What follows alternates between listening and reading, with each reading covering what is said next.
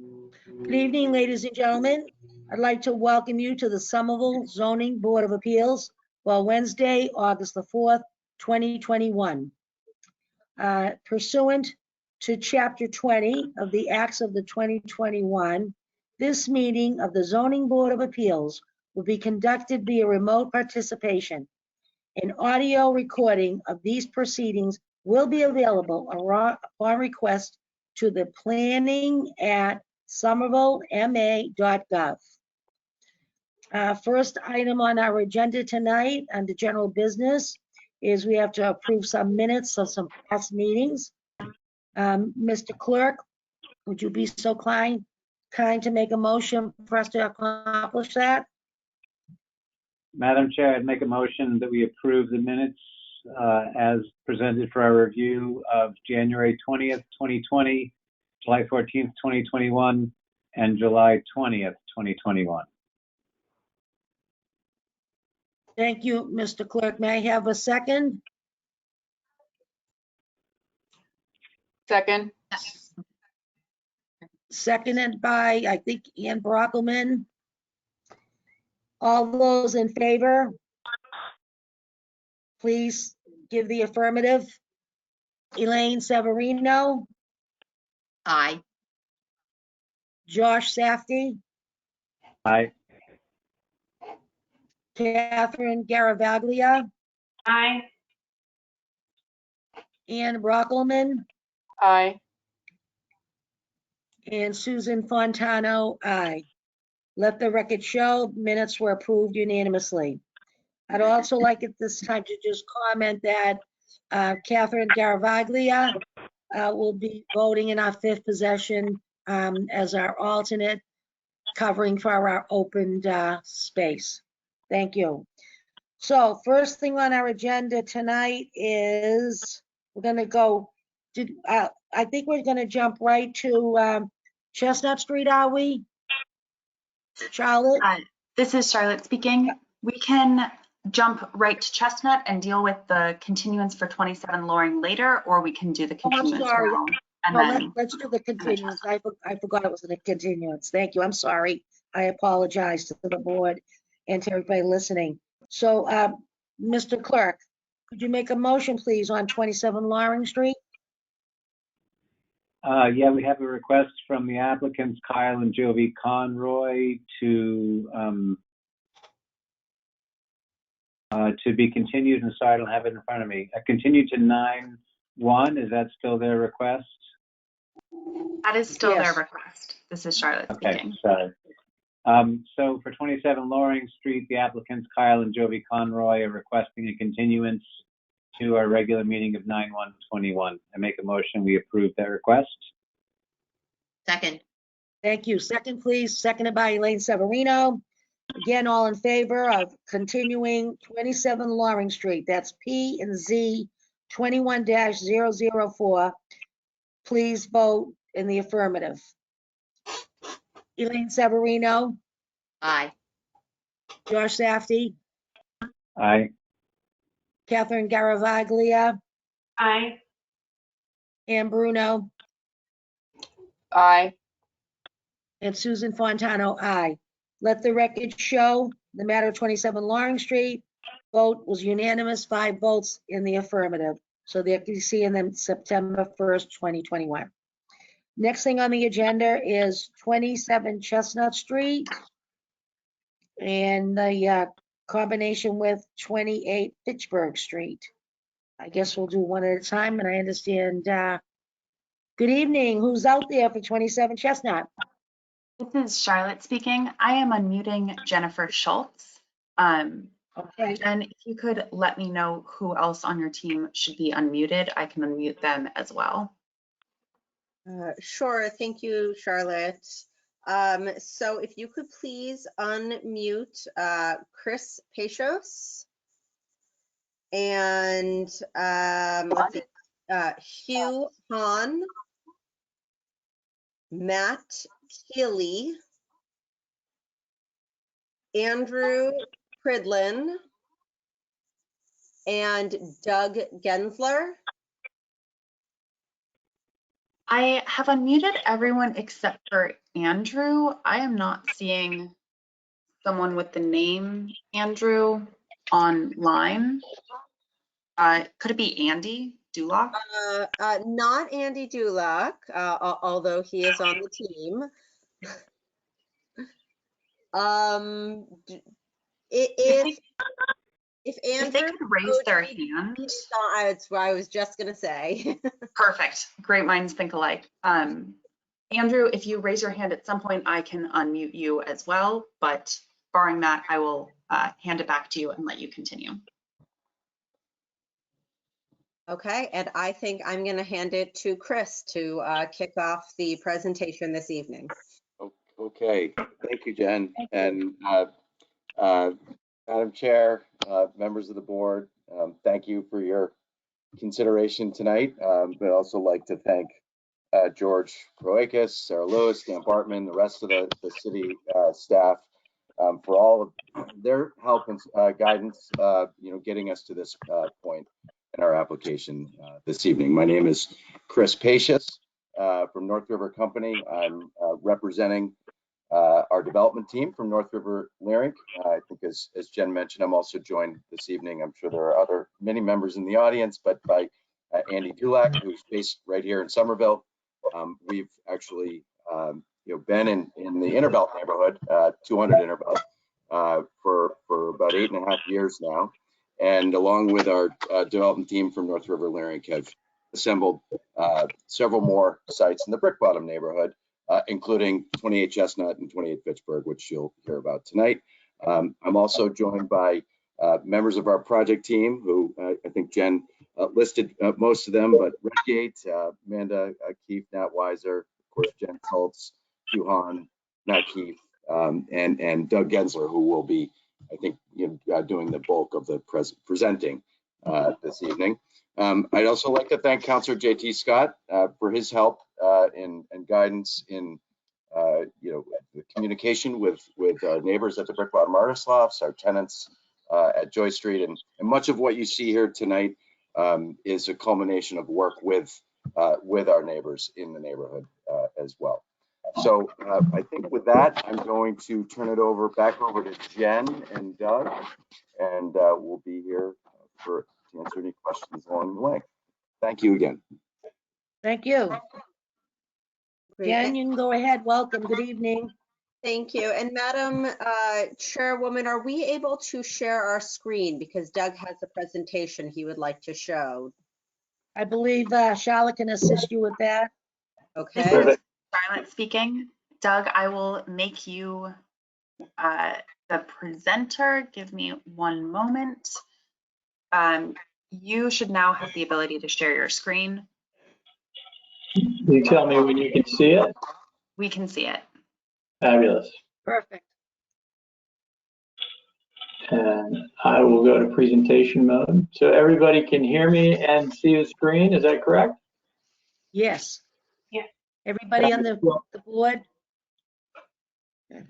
Madam Chair and members of the board, we're really excited to be able to present to you the design for 28 Chestnut and 28 Fitchburg. Just at the outset, want to clarify that the design of this project is in full conformance with the zoning, and I'll talk a little bit about that. And in fact, in many cases, goes far beyond what the zoning is asking for in terms of, I think, some of the characteristics that are about enhancing the neighborhood, and I'll try to touch on those. As was mentioned, we've got, I think, a terrific team that has been working hard over the past year to develop a design solution that we think is responsive to the community's needs, really the development of what we believe is going to be an extraordinary new district in Somerville, and I think fits within the zoning and meets the expectations of the kind of tenants that we think are going to be excited to be a part of this new district. It's been a series of steps that have led us, and we just wanted to remind everybody that we've been at this for quite a while, and working, as Chris had mentioned, with the community and the neighbors and the planning department to make sure that we're obviously listening and understanding priorities and concerns and considerations as we develop the scheme.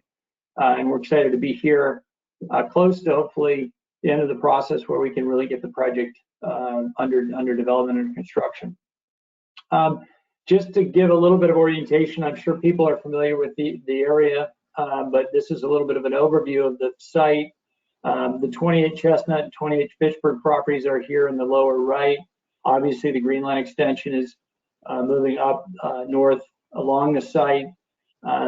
Fitchburg is obviously the street down at the bottom end, and we've got the Chestnut Street that runs essentially north-south along the front of the building. An aerial of the site, not quite in its present condition because there's been some demolition work that has been done in preparation for the development of the project, but essentially this gives you a sense of the broader context of where we are in the two parcels that we're going to be talking about tonight. And what was there? It was essentially a windowless industrial box used predominantly for storage and other things. No sidewalks, no landscape, and frankly, not particularly attractive or contributing to the creation of a neighborhood. And so as we thought about the opportunity to design a building as part of a larger opportunity that the city has as it thinks about the future of Brick Bottom, we wanted to share a little bit about the things that we think are important for us to integrate in our design thinking. The first and most important thing is really the kind of purpose around what this building wants to be, the sort of clarity of its function and the simplicity. This is an area that is, has a really, I think, important industrial heritage to it. And so the building that you'll see tonight, hopefully, I think speaks to references that in an honest and authentic way, in an appropriate way. Scale, we believe at the end of the day, this building needs to kind of mark the beginning of what should be a wonderful pedestrian neighborhood. And so that the buildings, albeit, have, a certain amount of square footage, that the feeling of the neighborhood still wants to have a scale that's really about a human-centric environment. And in support of that, to create really an extraordinary streetscape. That both, I think, for the tenants that are going to be in the building and for the people that are going to be part of activating this community, we want to start by creating a wonderful streetscape. Building performance, we commend Somerville for its, I think, leadership in, requiring and really aspiring to be one of the greenest cities in the world. And we know that we need to be LEED Platinum, and we're excited about that requirement. We're not only looking at what we can do from a building envelope and energy performance for the building, but really what it means from a human health and wellness perspective.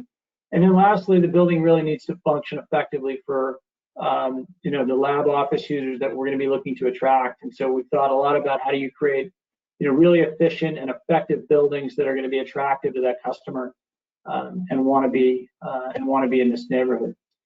The other things, obviously, we've been thinking about, we'll summarize how we've responded to these things in it, but I just want you to know that all along we've been thinking about, obviously, the pedestrian experience and some of the shadow environmental impacts that the project will have.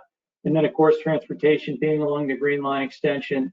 I'm really starting to think about transportation, multimodal transportation, and other things as we look to use this building as a catalyst for the future. Obviously, we've been working with the planning department, and these are some of the notes that I think speak to, hopefully, our collaboration with them and really trying to respond. But I think the proposal builds on what Summer Vision speaks to, and really its design features, I think, respond to many of the community conversations and pieces of feedback that we have. I won't read all these things, and I will share this presentation, but we wanted to make sure that that we worked hard to work with the city and the communities to really build on, I think, a lot of the incredible thinking that's been done about this neighborhood. Whoops, let me go back. So the sites themselves, this is the aggregation of the two sites, but it is in the CI district, and some of the key zoning criteria that obviously we've conformed with or exceeded the green factor, the number of stories at four stories, the setbacks. The only setback required is a rear setback of 10 feet. The maximum height is 65 feet. The building length or width is 300 feet, and then a maximum floor plate of 50,000 square feet. And I'll talk through how we supported this. And this gives you a sense of, looking at these two buildings coming together and operating as an integrated development. You can see in the table in the lower left what has been required and then what we've provided. So we've provided much more gracious setbacks all the way around the building that's required, in particular along the front. And this is an area where we talked about creating the beginning of a great street for pedestrians and bikers and others. The other element is the setback at the penthouse. Not obligated to do that, and there's no requirement actually to screen the mechanical equipment. But as you can imagine, on a building like this for life science, there's a considerable amount of mechanical equipment, and the team is committed to creating a penthouse that's fully integrated and fully conceals all of the mechanical equipment. And we've also set that back a considerable dimension from the front face of the buildings to, again, minimize its impact on the scale along the street, particularly Chestnut. This is a site plan where you can see, obviously this fairly deep and wide sidewalk along Chestnut. We've actually developed a collection of parking spaces for Brick Bottom residents here with pervious paving, and then a fairly lush green buffer that runs parallel to the MBT right-of-way, the community path, and the service road, and again supports our green factor. And then just quickly, some of the stats and facts on the two parcel buildings. The floor plate for 28 Chestnut's about 24,000 feet. The floor plate for 28 Fitchburg is about 27,000 in aggregate. And then the total building is about 200,000 feet, a little bit less. Looking at what has been there and trying to obviously build on an appreciation for the legacy and the history of the neighborhood, but interpret that in I call it a forward-thinking, modern way. There's the rusted patinaed metal, there's the masonry buildings, there's the use of metals and masonry. Some of them more attractive than others, but again, thinking about the tapestry and the kind of material character of the neighborhood, we wanted to use that as inspiration and a sense of respect as we think about the heritage, and turn that into a more contemporary palette that builds on that. And so you'll see as we get into design, the patinaed metals, corten and zinc in color, the stones and the masonry, and then obviously the use of glass and the gridding of the glass in the windows. And so here you get a sense of the elevation of the two buildings. So on the 28 Chestnut building, which is to the north, you've got a masonry palette at the podium, at the base of the building, the pedestrian zone. The body of the building is a zinc material with the glazing. It's an 11-foot module. And then when you go to the south, 28 Fitchburg, a similar palette, and I'll get into it. This is a shiplap, and this is a standing seam. This is a kind of a red-orange brick, and this is a darker brick, and we'll get into some more details as we go forward.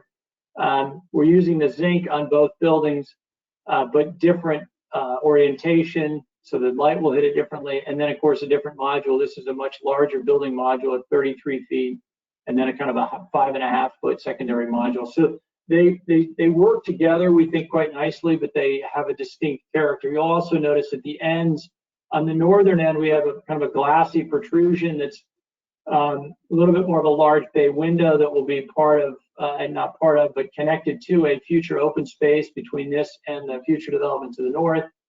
And then on the south of the building, we've stepped the building back in response to our neighbors to create a little bit more relief as the building comes up and offers a little bit of an outdoor space.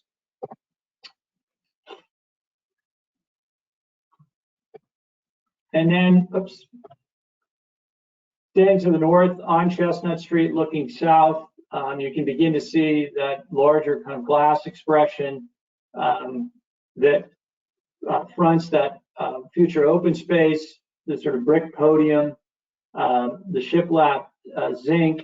And then we're introducing a solar shading device that both mitigates some of the daylight glare that we want to minimize at the perimeter so people keep their blinds open. It also allows us to manage some of the solar heat gain. So it provides texture, color, and performance attributes to the design. And then now I'm at the southern end of the building looking back, seeing 28 Fitchburg, and you can see again the module differentiation between the two. You can see the step back in the penthouse, and you can see the solid step back on the 4th floor on the southern end.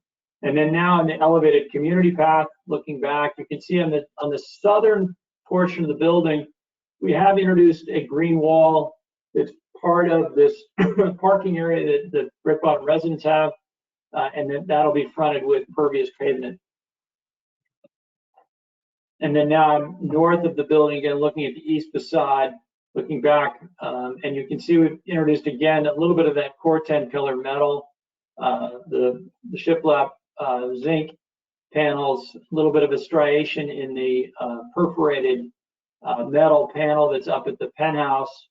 And then again, now you can see the glassy bay window. There's also a bay window element that again mitigates the two buildings and provides a moment along that facade for relief, a little bit of a window into the building so that as people are walking by, maybe some of the science and activity that's going on inside is put on display and provides, we think a nice moment along the building as people are walking by. And then bringing it down to the kind of the pedestrian level. And this is where most people are going to experience the building.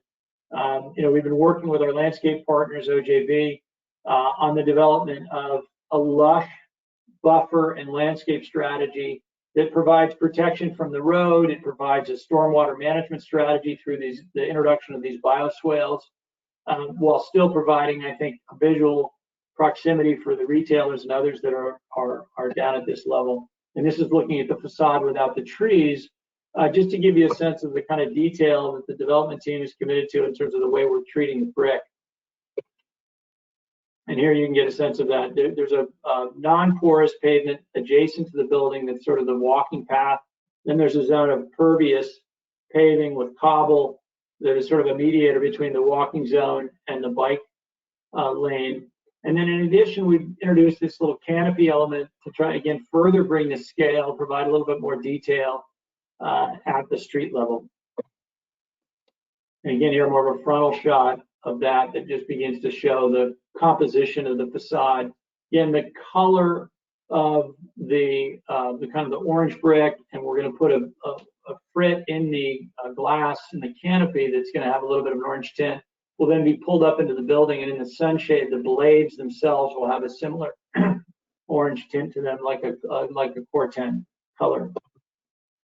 And then the entry is an any moment, unlike on the east face where the bay window kind of projects out. This is an opportunity to kind of create a little bit more relief at the street, at the pedestrian level, as people are pausing to enter or maybe waiting to be picked up. And so we've kind of pulled the building in. It provides a nice reveal between the north and south building, between 28 Chestnut and 28 Fitchburg. Again, we're introducing a little bit of warmth and color. This is a protected zone, so we can use wood. We're looking at a solid oak blade that would be part of the detail of the canopy. And then the southern portion of the podium, it's a more of a charcoal dark gray brick with a similar opportunity to create texture detail at the podium. This is more of an 11-foot module within a 33-foot kind of bay. And again, you can get a sense of the kind of scale and feel of that streetscape, that pedestrian experience. And then again, a little bit about the material palettes. As I mentioned, the zinc, which, by the way, we think is a wonderful material because it will patina and it will change, not radically, but it'll change during the course of the day as light hits it differently. As I said, we're doing a shiplap on the 28 Chestnut and a standing seam on the 28 Fitchburg. So they're going to present themselves differently during the day. It also has a great carbon story. Zinc is one of the best and most sustainable metals that can be used. And then of course the brick, and then the Corten color in the sunshade. And then there is just the flat metal panel that you'll see kind of framing the building throughout.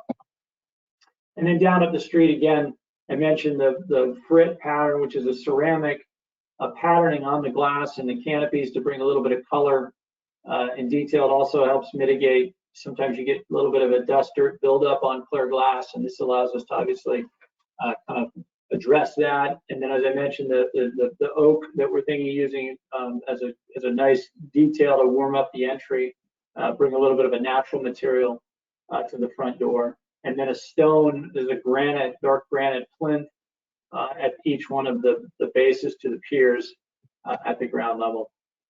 In terms of some of the fenestrations and percentage of glazing, we're trying to obviously manage building performance with the desire to have daylight. Right now, we're about on average 50% vision glass. We're obviously considerably greater than what the zoning requires at 15%. But obviously, we didn't want to do an all glass building. We want to be thoughtful about energy performance and other things that come with too much glass. But we want the building to have great daylight and great views for the tenants that are going to be a part of it. And then I'll just quickly, and we can certainly go back, and my colleagues from OJB are available for any detailed questions. But to give you a sense of the materials that we've looked at for the streetscape. A top cast concrete is the primary walking surface along the edge of the building, and then a cobble zone that is a pervious zone that sits adjacent to these bioswales. And then there's, what we call iron spot brick that we'll use right at the entry to kind of mark the front door of the building. And then periodically we'll use granite pavers and other accent materials, and you'll see in some of the renderings that I show in a second how that comes into play. And then just to speak a little bit about, trying to really enhance the passive stormwater strategy plan is to create these porous zones, these pervious zones, and look at creating bioretention, water retention opportunities below the surface, and really using these planting zones as stormwater retention runoff opportunities as the water begins to percolate. And we think, again, as an ecosystem, this is something that we're really excited about, and we believe supports the mitigation of some of the stormwater concerns. And here you get a sense of, again, the landscape palette, the introduction of benches. We actually, I don't believe we're showing it, but we're going to introduce some, I'll call it some podiums in the planting beds that we could consider for rotating art, potentially sculpture and other things that would start to integrate into the landscape and the pedestrian realm. We're also bringing that kind of Corten material as a little bit of a protective device around the bioswale so that we identify it and obviously prevent people from going into it. We're going to have obviously a fairly robust blue bike program, and then we'll have bike racks as well. So between these planter zones, there are these opportunities for other functions to take place between the pedestrian zone and the bike lane, and then obviously the vehicular lane. And then we looked at shadow. Obviously we've stayed within the height restrictions, but even at that, there really no impacts on any of the existing buildings throughout the course of the year. And then let me just quickly close by circling back on some of the specifics. As I mentioned, in the pedestrian level, we've created a very wide, we think exciting, sustainable pedestrian frontage along the frontage of the building.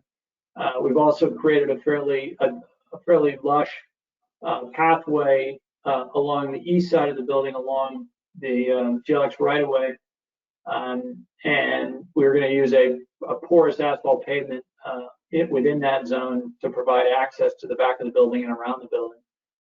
I talked about the shadows and the step back on the fourth floor in terms of making sure that we mitigate any of those concerns. The building will be LEED Platinum. We're excited by that.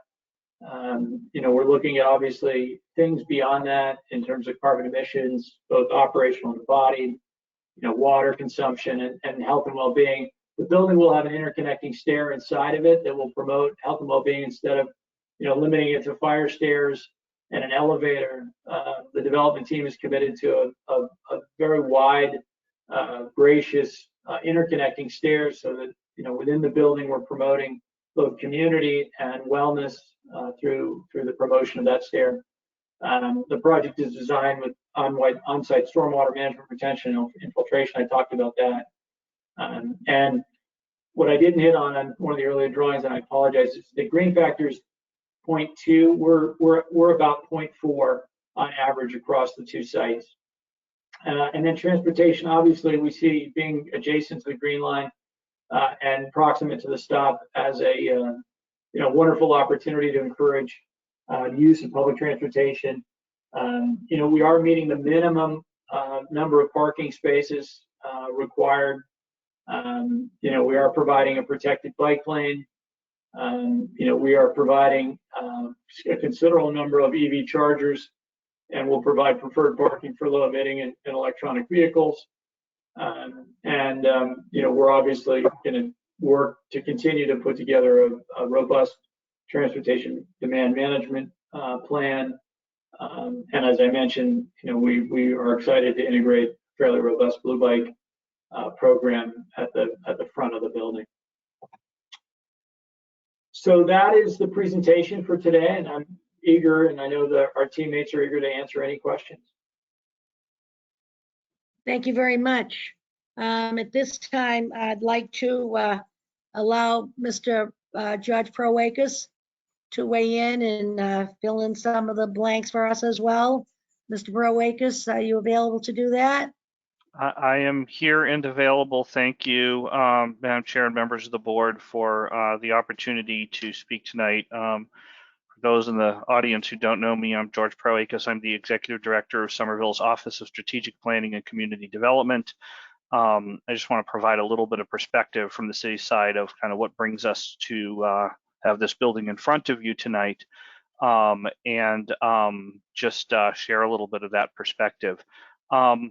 This project was a long time coming to get here, maybe a little bit longer than I would have liked it to be, but a lot of that is because it was able to make it a better, greater, more significant project for the city, for the Brick Bottom neighborhood, for the neighbors around it, and for a key link that makes this site so important to everything we're doing. Now, we're working on longer term planning for Brick Bottom that may unlock additional possibilities, development, community benefits, how that may all come together in the future.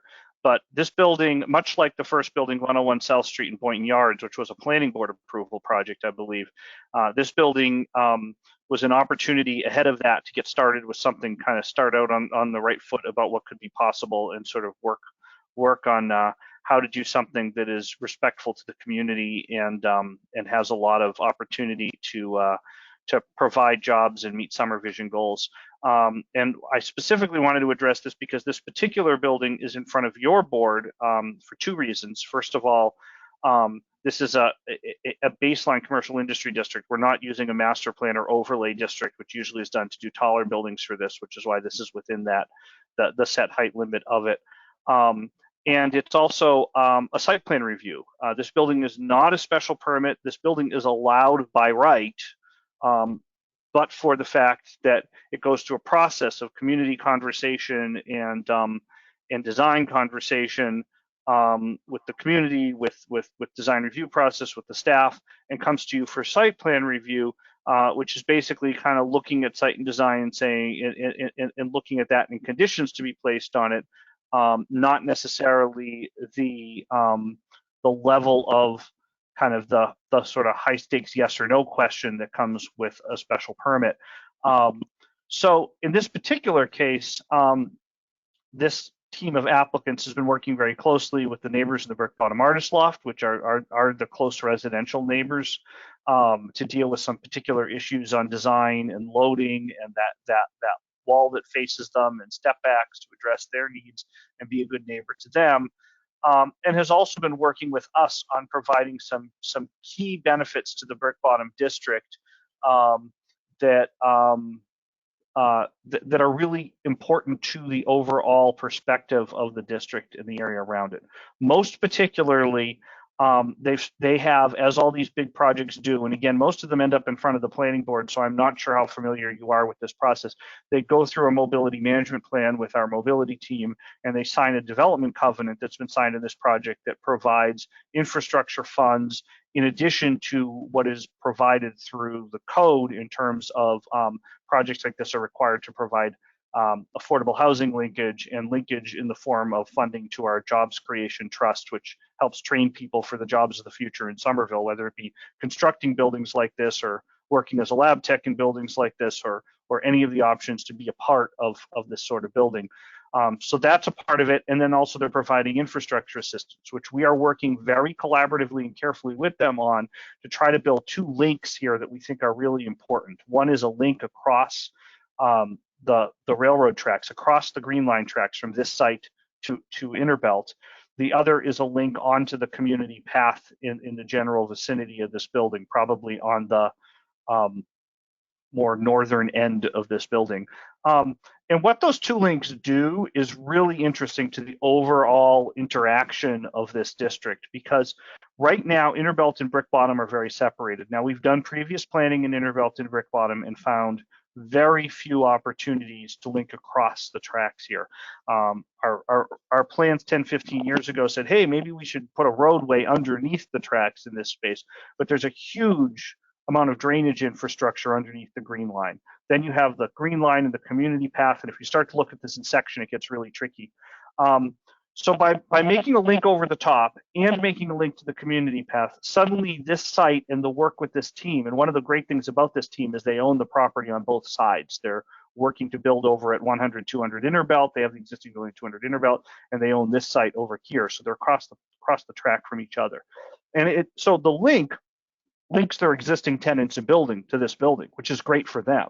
But it does more than that. It links the deep back end of Interbelt, which is otherwise very difficultly accessible for the pedestrian or bicyclist, to Brick Bottom, to the new Green Line station. And then it links both of those things and the Green Line station to the Cambridge Crossing development, which from a driving route is a very long drive, but from a walking route on the community path is really close by. So suddenly we become more interconnected, and then eventually Friends of the Community Path have been working to connect the community path to the Grand Junction path that then goes into Cambridge. We build this kind of link of pedestrian connections that all become possible with the benefit that comes out of this building. So this is why this is a really key, valuable link for us in this particular project. So we have infrastructure funds. We're working on that link. We have this building. It's actually 2 development lots because of the way our new zoning is set up, but they're brought together into this sort of 2-in-1 building that we've worked really hard with them on how to design and work possible. You have LEED Platinum, which is really exciting in a lab building, and we're finally breaking the pattern of how to do that and figuring out how to do that in buildings in Somerville. Again, I think the planning board's seen a few of these now. Bringing one to you is exciting. We've got innovative drainage, transportation, bike lanes, all of these things. A relatively low parking ratio that over time we're trying to move more people to bike walk transit as we go, and the opportunity to kind of participate in mobility management strategies to address that. So for me and our team, this has been a key piece of all this. We're excited to have it before you. I do believe, and obviously the neighbors and folks who are here tonight, you'll have a chance in a moment to hear from them. It is my understanding from the development team, though, that they've built a lot of community support for this building as they've worked with it. I really encourage you to approve this. There is a substantial window of opportunity to get this building done sooner rather than later, just because some of the finance and leasing pieces around it, which I will spare you the details of, but it's one of the reasons why I've been so anxious to bring it before you, to have it here and to potentially move it along. They're doing some site prep work on the site now. With a site plan approval, they can pretty quickly move this one into building permit and into construction. Happy to also answer questions you may have for me. But that's the story of why you have a site plan review in front of you tonight, and what it means for this district, this planning effort, and unlocking the key transportation challenge that we've had for a while. Thank you very much, Mr. Proakis. At this time, the presentation's been made. Mr. Proakis weighed in. I think we should open it up to the public to see who's on board and see any comments they might have for us. Can you help us with that, Charlotte?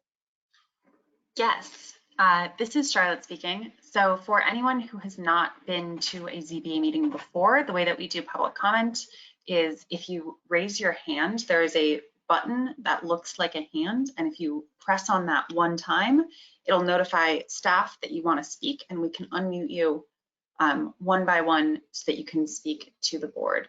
So if you'd like to speak on 28 Chestnut, please raise your hand and we will unmute you.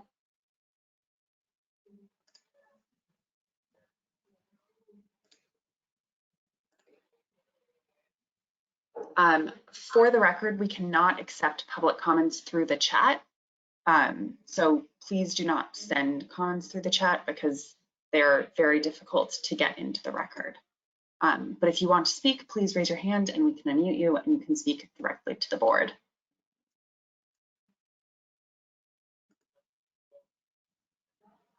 We have Kim Shanahan. I'm sorry if I butchered that. You are unmuted. Oh, except just disappeared. So Kim, you are unmuted, but you'll need to unmute yourself as well. There you go. Okay. Can you hear me? Yes. Good Right. evening. Good evening. Good evening. You asked specifically for 28 Chestnut. Can I make a comments basically that deal with the two together? Absolutely. Okay. All right. Well, thank you. My name is Kim Schmarman. It's okay if you don't pronounce it right. It's a tough one. I'm an owner, and I'm speaking as an owner from the Brick Bottom Artist Building. I appreciate the opportunity to share my thoughts in support of, I call it this proposal, but the proposal of 28 Chestnut and 28 Fitchburg. Let me start by going back to early 2016, when a small group of us from the Brick Bottom Artist Building met with George Proakis. We met to discuss the zoning of the Brick Bottom district and the types of buildings we wanted to see in our neighborhood. After we finished our presentation, George smiled and said, "You'd be lucky if that happened," suggesting that it would be highly unlikely for developers to want to build the types of buildings we were describing in our presentation. Well, I'm delighted to say that our luck has held because the proposed developments shown tonight are exactly the kinds of buildings we envisioned. The form of the combined buildings is contextual with our artist building and the neighborhood. The proposed buildings reflect a design sensitivity to the human scale.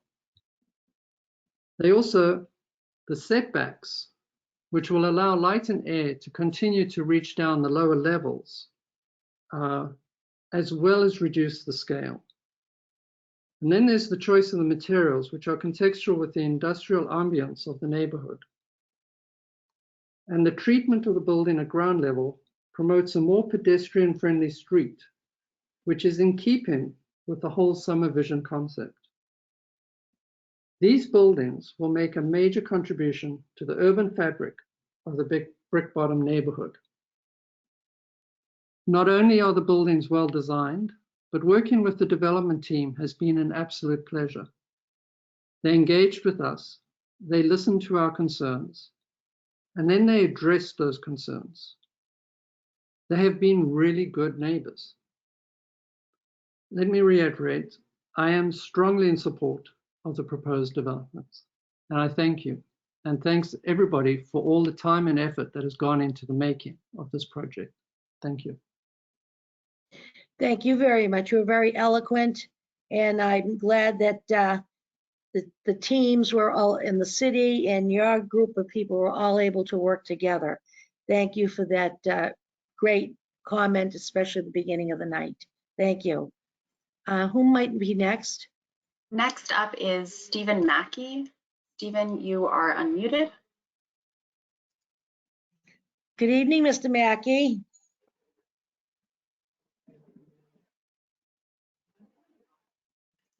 Stephen, you're going to need to unmute yourself. Your microphone on your end should be red right now, but if you click it and it turns green, that means that you are unmuted and we can hear you. How does that look? How does that Great. sound? Works. Very good. That's great. Yeah. Thank you. Good evening. Thank you, Madam Chairman, and everybody. Thank you for the opportunity.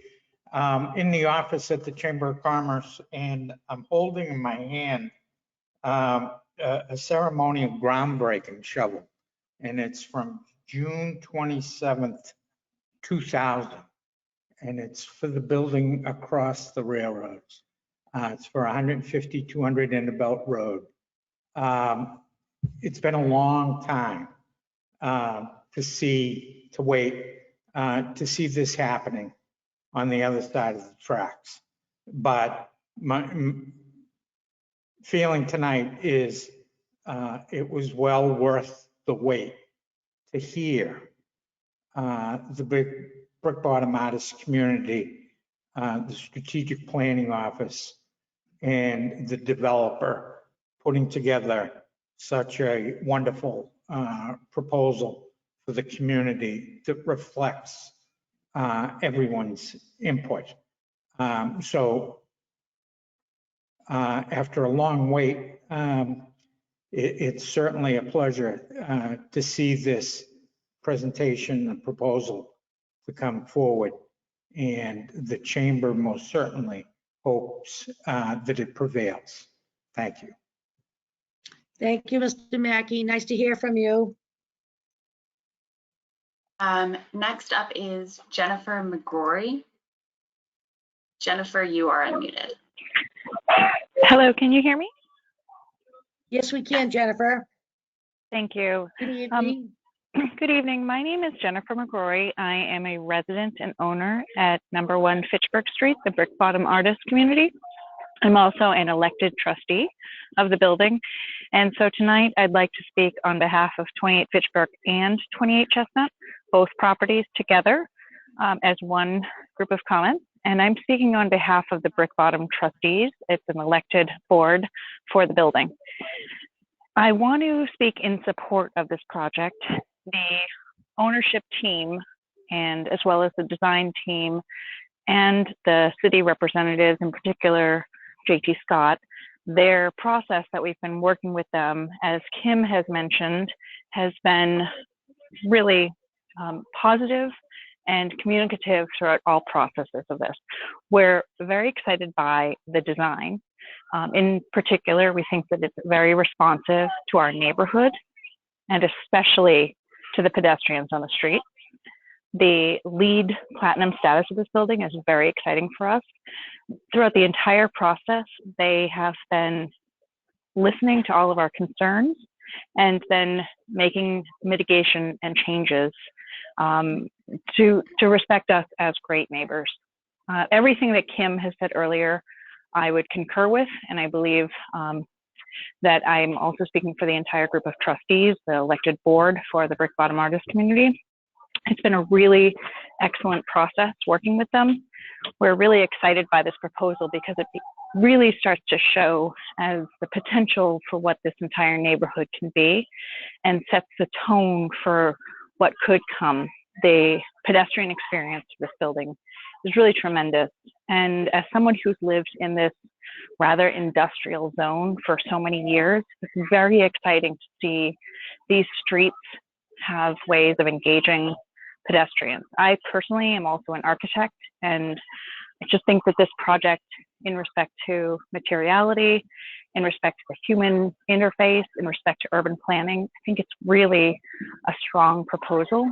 And I know that it's incredibly thoughtfully performed by the entire design team. And we're really excited by the attitude of North River. There's been some construction pieces that have been already underway, in particular the demolition process. And the entire process that's gone to date has been one that should be used as an example for what could be done. The communication process in particular, the thoughtfulness of what they're doing has been really above and beyond. We as neighbors, I think, we feel really quite lucky that this is a proposal that's coming in next door to us, and we really appreciate this, and we're in support of it as the Brick Bottom Board of Trustees. Thank you very much for your consideration of this project, and we would strongly like to see this proposal be approved. Thank you. Thank you for coming out tonight and for your input. Thank you so much. Next up is Polly. Next, please. Hi, can you hear me? Yes. Yes? Okay. Who is it? This is Polly Pook. I'm also from the Brick Bottom Artists Association. I actually want to speak first for somebody else, and that is Juan Rabe, who is the property manager at Brick Bottom Artists Association, and he's sorry he's unable to attend, but asked me to pass on the message that he has had extraordinarily good workings with this developer so far during the demolition and the development of the design. And there's been excellent communication, which is something that is near and dear to us as we are being surrounded by GLX construction, for which we get just about no notice. And these developers have been absolutely communicative and very respectful and very helpful. So that's Juan's point of view. And from my point of view, I own a unit that is directly opposite the building at 28 Fitchburg. If you don't mind if I talk about that. And this was a bit of spot zoning. This was an entire fabrication district, and yet these two lots were given commercial industrial standing. And we could easily have had a developer come in who built right out to with a 0-foot setbacks and build a big box, much like was there before, but taller. And in fact, the owners previous to this had something really unappealing in mind, and I led the fight against that. I was also part of the group that talked to George Parakis about defining the vision for this district.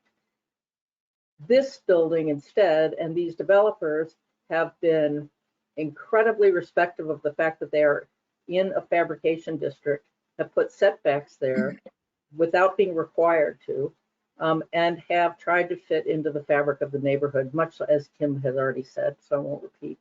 I also really appreciate that their efforts towards sustainability even go down to the demolition level. When they demolished the site, they had pickers there that completely sorted all of the materials, presumably for recycling. So they're really working from a sustainable level. And I'm very excited that this is a group of people that are going to be developing several lots in the Brick Bottom District and in the Innerbelt District. And I really hope the city affords them every possibility to do this as well as they've done this building. Thank you. Thank you very much. Next up is Councillor Scott. Councillor Scott, you are unmuted. Good evening, Mr. Scott. Good evening, Chair Fontana. How you doing? Great, great. How you enjoying? Enjoying the nice weather? It's always lovely to walk around and talk to my neighbors. That's right. You're welcome here. What do you got to say? Well, I just, thank you, of course, to the Honorable Board for your consideration this evening. And, it's tough to say it any clearer than the residents of Brick Bottom already have, both as individual residents and as the trustees. My job is to represent the people of Ward 2, and, their will is very clear in this particular case. I will point out that this has been a process that has lasted for over a year and a half in terms of neighborhood engagement.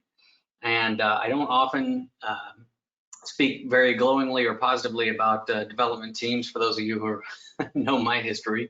But I will say that the North River team in this case has been incredibly good and proactive about their communication, has been very accommodating of the design vision, honestly, that many of these long-term residents of the neighborhood, people who have had an artistic and lived experience vision of the neighborhood for decades, brought to the process. They engage with them earnestly, and both from their neighborhood engagement process all the way down to their communication around construction, demolition, staging. It really is, they've set a gold standard that I'm going to be expecting developers in Ward 2 to live up to in the future. So I'm very, very pleased that the end result here has met all of the community's needs, and would ask you to approve it tonight. I'd also, just in the end, also say that this is one of those cases where I feel like zoning really worked, as opposed to, you know, making a special one-off deal for each particular building. This is one where I'm glad that the city's LEED Platinum standards were in place and are being held to. I'm glad that, you know, we're seeing dimensionality within the dimensional requirements, and as was pointed out by Ms. Pook, actually set back farther than was necessary in order to address the concerns and mitigate the impact of the building on the neighborhood. So, you know, congratulations and thanks to everybody involved, the development team, and specifically the Residents of Ward 2 that stuck with this process for a long time. Thank you very much. Thank you. Good evening. Madam Chair, we have one more person with their hand raised, but they have already spoken. So I don't know if you want to give them a second opportunity or move on to the next portion. Just another minute or two is okay, sure. Kim, you are unmuted.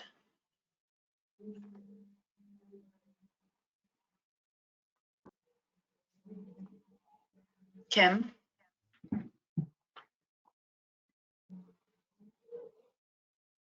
Oh, it seems like they are not actually interested in speaking. Okay, I'm going to lower their hand. Never mind, we have no other people indicating that they wish to speak. Okay, great. Well, this was very refreshing, having all positive input tonight. I guess it leads up to all the hard work that everybody has been doing, and as all the comments have come in, they've been recognized for. At this time, if there's no one else speaking and things seem to be moving along nicely, I will close the public portion of this review and open it up to the board for any comments or questions they may have. So if you'll just signal by raising your hand, we'll acknowledge you.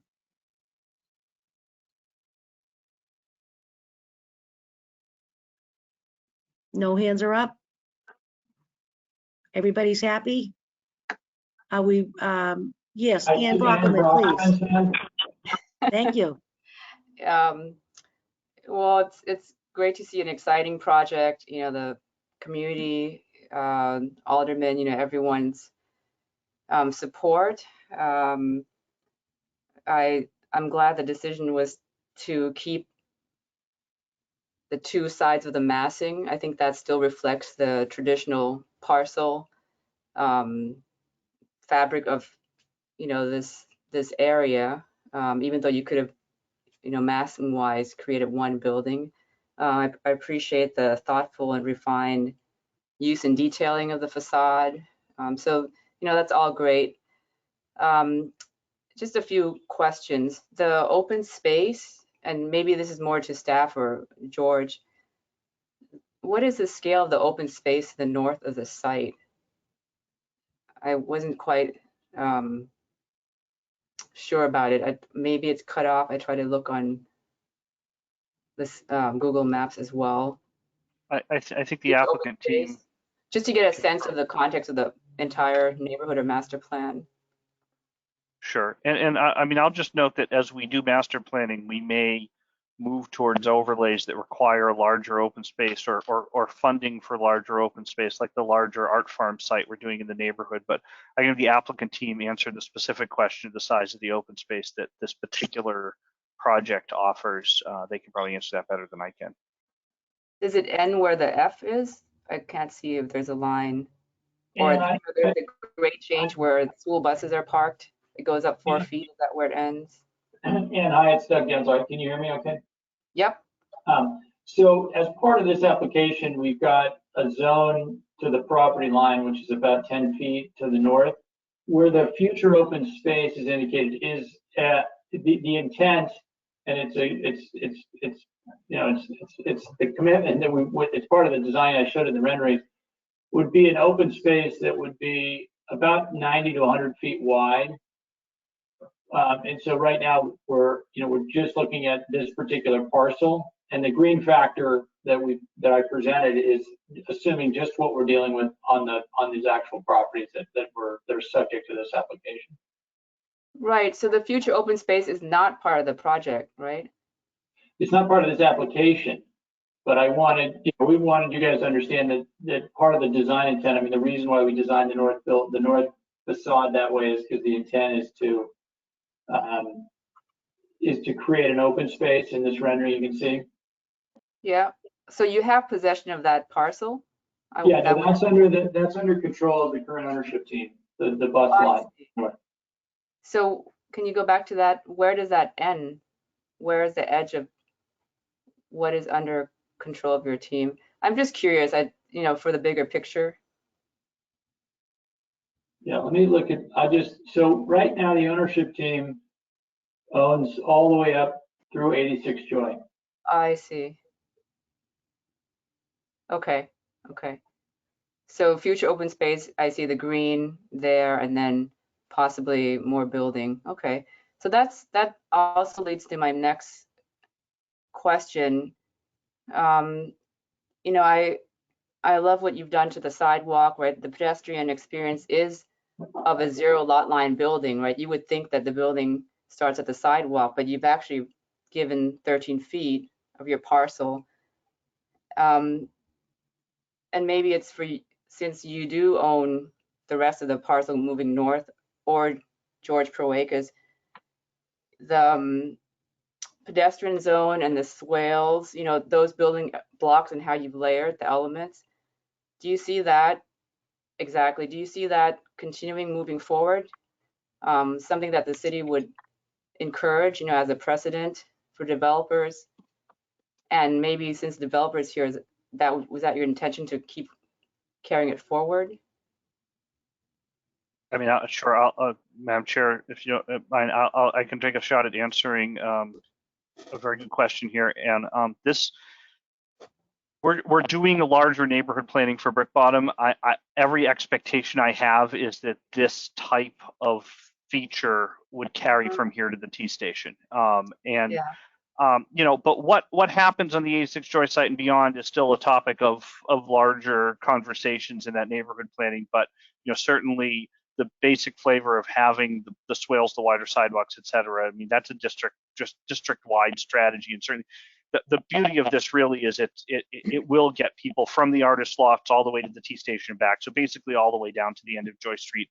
There are points where things might squeeze a bit, and we'd have to see what to do there and sort of treat it space by space. But in general, this is a kind of typical strategy for a street section throughout this area. Yes, exactly. I mean, I think it's great that you set out the building blocks and the layering of the street section, right? So that once it's built, there is a precedent. I was looking at again, maybe this is a bit micro, but I'm just wondering, the lot line, there is 3 feet more of sidewalk, right? And which you're extending. So there is an interface between the city sidewalk per lot line. I don't know if that's what's in red there. Yeah, it's a drainage. The lot line is sort of in the middle of the swale. So there's no jurisdictional wrangling. For example, I know pervious pavement is finicky, harder to maintain. City streets get dug up, repaved all the time. So the lot line goes right in the middle of the yellow area. Correct. And we've been working with the city on this particular section. And I think there's general enthusiasm for the direction that we proposed. There's, if I may, and there's a, this is very similar to the situation we have at Assembly Square, where the property lines run in various spots relative to the sidewalk and the tree pit lines and stuff. And with Federal Realty, we have a very detailed easement document that ensures, first of all, full public access to the sidewalk that sits on private property, and second of all, clearly lays out maintenance responsibilities, which in the Assembly case falls substantially to the property owners, not the city, on anything that's sort of non-standard. Here, off the top of my head, I can't tell you where we're falling on that process. Charlotte may know better than I do, but definitely the strategy here, and I think that the conditions in the covenant layout that this will have a similar easement strategy where it makes sure that to the public, this will be public space. To which side of the line it sits on is just operational details. Yeah.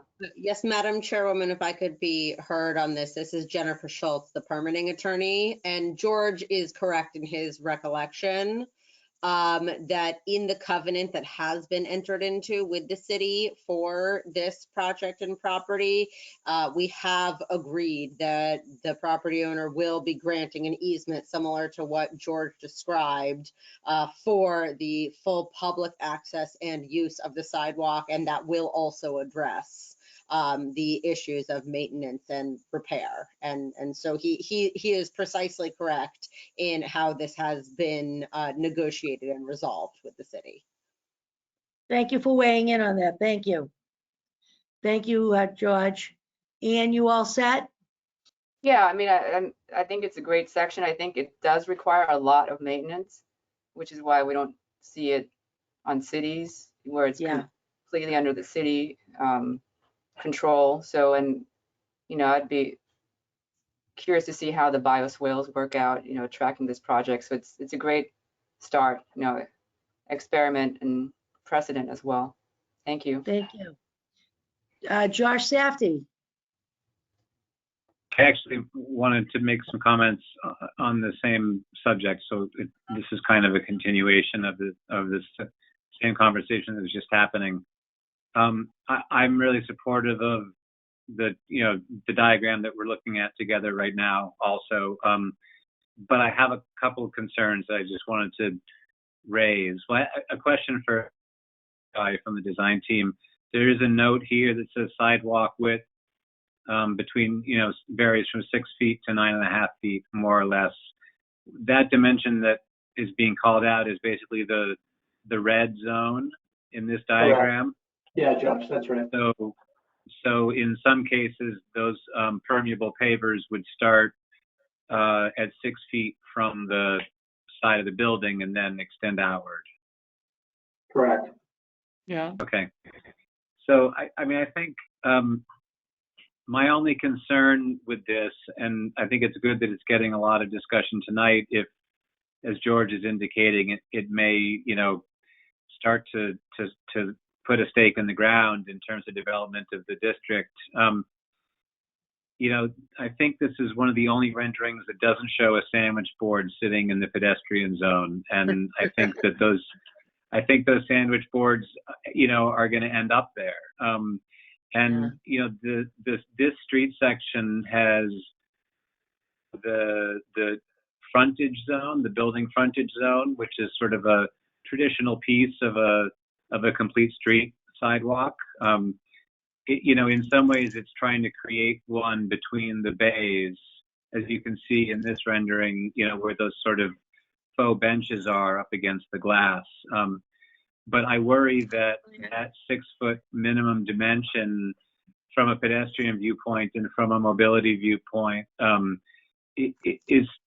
it's tighter than I would like it to be. And so I would imagine that what we're talking about here is, if we accept the location of the curb as a given, because of transportation planning or whatever, then there's probably a tension here between the width that's required in the section for bioretention and the width that's required in the section for pedestrian movement. But my concern is that 6 foot is really pretty tight for pedestrian movement. We definitely have sidewalk sections like that in assembly, and I think that those assembly sidewalks get quite tight at times and end up dumping people into the bike lane and that kind of thing. And of course, I'm coming, as I always am, partly with my perspective of people with disabilities and using, personal mobility devices of all kinds. So this is more of a comment than a question, I suppose. But maybe as a comment with a little more direction, I'd love to see if the design team can really drill down on what's needed in terms of a minimum width for those bioretention planters. If there's a way of making them longer and skinnier as opposed to shorter and fatter. I would love it. I would love to see that 6 feet, expanded to 7 feet minimum, or even 8 feet preferred. That would be sort of the minimum pinch point, and then it then gets, nominally wider from there. That would allow you to create a true building frontage zone that could collect some of those sandwich boards and trash cans and, other stuff that tends to end up there because there just isn't room for it in the furnishing zone where the bike racks are shown in this perspective. And then just a small follow-up comment to that is, with Ann's comments in mind about the complexity of it and the maintenance and that kind of thing, if that furnishing zone could be similarly demarcated, in terms of the material of the ground plane, I think that works even better for pedestrians, to have that continuous concrete be maybe still 6 feet wide, but if you could find me another foot or two for the pedestrian zone, that it would be a foot or two against the edge of the building, and that could again be the pervious pavers or something that sort of, indicate this is a good place to put those sandwich boards. Here's the 6 feet where we really would like you to walk, and it's got to be clear, right? And then there's the rest of the pedestrian and water retention, infrastructure that happens all the way to the curb edge.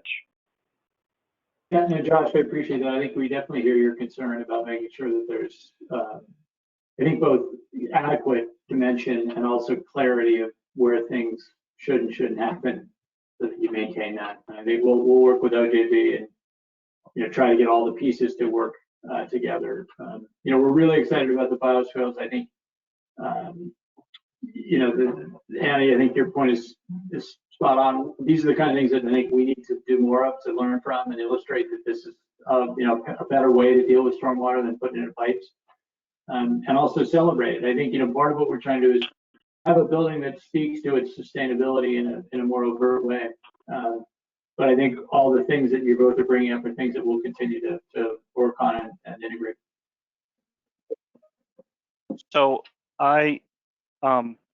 if I may, I was just generally going to note that these are the type of things that, if through the design process as it goes on, if that design process results in changes in the swale versus the sidewalk space, it would usually typically be a de minimis change to the existing situation as approved.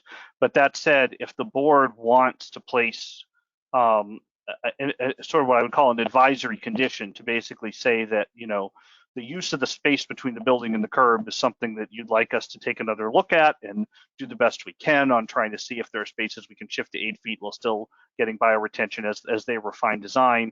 I don't see any. It might actually be helpful to provide that in terms of guidance, because it basically ensures that there's an additional conversation and step on it before the final design of the swale versus the sidewalk spaces, because it flares out. There are areas where it's really wide, but it does reach that 6 foot minimum in certain spots. So I think if you add that in addition to the staff recommended steps, that'll give us some ability to, without a de minimis change, sit down, have the conversation, look specifically at those points, and see if there's some little adjustments we can make on kind of how that space between building and curb works, if that's something you would like to do. Yeah, Josh? George, we had a similar conversation, George. I believe when we were reviewing the Clarendon Hill development, and we were looking at exactly the same questions of minimum sidewalk width and that kind of thing. And I think we did end up applying a condition, that identified specific locations within the master plan where we wanted the team to go back and, deliver a minimum of whatever a specific street depth. But that was for a whole network of pedestrian ways, which, were the equivalent of, primary, secondary, and tertiary walkways. This is a little bit more different. I almost see the variation in width as a design element as much as, you know, as sort of necessary pinch points or widening, so though I could be wrong about that. If you think it'd be helpful, George, you know, we could certainly try and put language together, at least from my perspective, that tries to guide the design team without arbitrarily establishing limits that might, you know, cause some kind of problem that I clearly wouldn't know about, you know, just sitting in this meeting.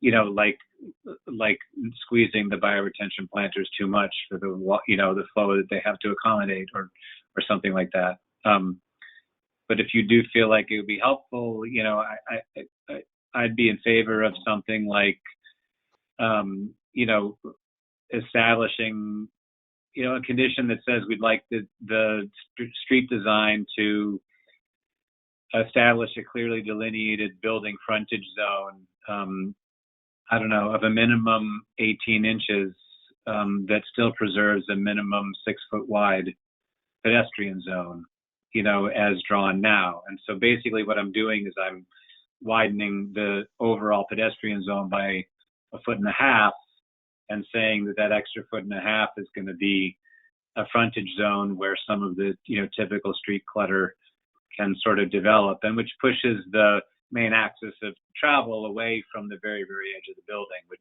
you know, is generally helpful as well. I mean, is that sort of what you're thinking at? Yeah.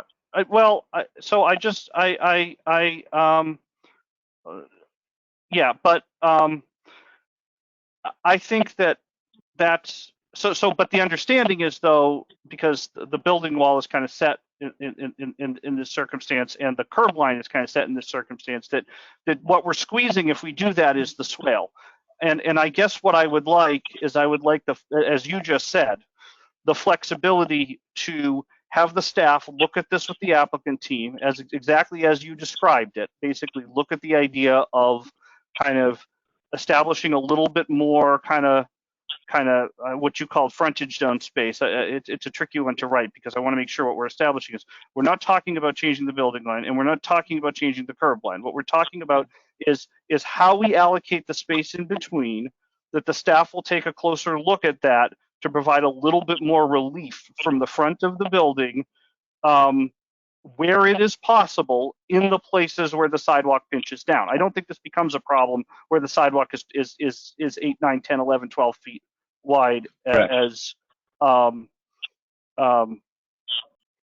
So that's kind of where, you know, I'm saying have the staff work with the team and take a fresh look across all of this before they reach construction document step on this. So I think that that's the condition, if that makes sense. It's basically, you know, with the suggestion. So what I would suggest is something to the effect of the applicant and staff will review the allocation of space between building wall and curb to identify, in locations where the sidewalk is most narrow, the potential to build a little bit, to I don't know how to say it.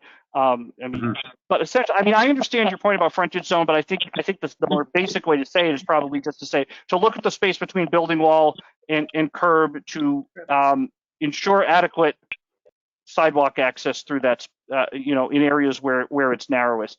And I think just leaving it at that, I get your understanding of how you might want to do that with the 1.5 foot relief. I think that makes a lot of sense. But I think the condition itself can be pretty basic, and we can take that advice from you and go from there. Yeah. I mean, could it even just be, I mean, there's one drawing already in this presentation deck that calls out that 6 foot minimum. Could it be to say that, that staff and the team will make, all reasonable efforts to explore ways of increasing that 6 foot minimum to 7'6"?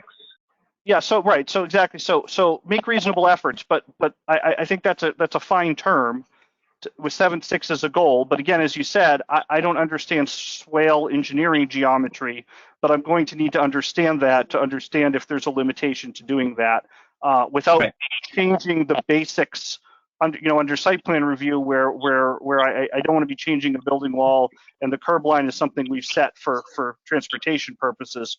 So I don't want to do that. But working within this space with a goal of 7'6" as a minimum, let's see what we can do that we can do it. So I'm sure Charlotte can write that condition and add that to the list. And what it really means is we're having a conversation and we're working to figure that out within that space. If I can just note, we can definitely write that condition. I'm going to suggest that we don't try to write it right now, but Josh, we can work with you after the meeting to make sure that the condition that we write captures the intent that you've expressed for the condition tonight. But we can do some wordsmithing, not in the middle of the public meetings. This is why I miss in-person meetings, because I take a 5-minute break at this point, and I'd actually sit next to one of you and write the condition, and then we'd come back and like I really, this is the part where I really miss hanging out with you guys, because we can all usually do this really well. But I think the way I would leave it is this: if you choose to go forward and approve this project tonight, which I do hope you will, you can see there's a lot of support for it, and you choose to do it with the condition set that has been proposed by the staff, that you could also make a motion to include in it an advisory condition, keyword is advisory, to address the layout of the space between the building wall and the curb. Making it clear, though, that we're not moving either of those two things, which I think is important to understand the space we're working with. And that means all you're doing is you're getting us and the development team to continue the conversation on how that layout occurs. And that's fine. And I think you would, we got to make sure we're talking about Chestnut. You're gonna have to take a separate vote on Fitchburg, which, I know people spoke about both, which probably makes the most sense because they really are together. They were presented together. The public comment on them was together. I don't expect there would be additional public comment on just Fitchburg, but we can ask. And then when we get there, kind of place that same additional step on both. I think that way you're within the realm of site plan review advisory sort of conditions, in a good space, and we can still look at how to tackle this particular problem. Thank you, George. Thank you, George. If I could just be heard very briefly on this, just to add a fun little bit of legal color to this discussion. This is Jennifer speaking? Yes, this is Jennifer Schultz speaking from Sullivan. Thank you, hon. Thank you, Madam Chairwoman. And so I believe that this is what George was getting at, because we're within the realm of site plan review of a zoning compliant project. The little twist is that under Massachusetts law, a board acting as site plan reviewer cannot have a condition in its approval that is more restrictive than zoning. And so I think that George's recommendation of using language along the lines of it being advisory or reasonable efforts, that should be in fine compliance with the law. It's just keeping in mind that with zoning that has 100% lot coverage and no setbacks, it would be my opinion that you would just want to be, I think we'll all, whatever the decision is, hopefully a good one, that it would not have conditions that would run afoul of the law. And so that's the only item that I wanted to point out, understanding that this board is a zoning board and does not probably regularly find itself reviewing zoning compliant projects. So I appreciate your giving me the opportunity to be heard. Thank you. I think George is on board with that. That's what he was saying. And I think Josh understands, and we understand where Josh is coming from in his advisory capacity with the ADA and his role here on the board. So thanks for pointing it out, Josh, and letting everybody think a little bit about it. And I think it's something we will leave up to Charlotte and George and your team and stuff, everybody to work on it. As far as I would say the board would be in agreement to let you guys handle it. I think that's what I'm saying. You understand that, Charlotte and George? Am I conveying that properly? Yes, clearly. No, if we go properly. forward good. Okay, great. All right. Do I see another hand up? Elaine Severino. Yes, I heard a lot of the word maintenance tonight, and that's one of my concerns always for these projects. And I realize it's private, and but very often 3 years after these buildings go up and the projects are done and everything looks gorgeous, 3 years later you go by and there are dead plants, dead trees, sidewalks that might have buckled up and are fixed with blacktop, as we see a lot of in Davis Square with the cobblestones and brick sidewalks. It's just a couple of bricks and then there's a repair, and a couple of more bricks and then there's a repair. The repairs are ugly. The dead vegetation is ugly. And I just really, I know maintenance is supposed to be happening here. So I really hope that it will. I will, if I'm still around, I'll go down there and take a look and see if things are dying and if sidewalks are getting blacktop thrown in on the bricks that are lifting up. And I also think when you repair sidewalks like that, it makes it difficult for people with disabilities when they come to a sidewalk that used to be very beautiful and look like this, and then all of a sudden there's a terrible patch job.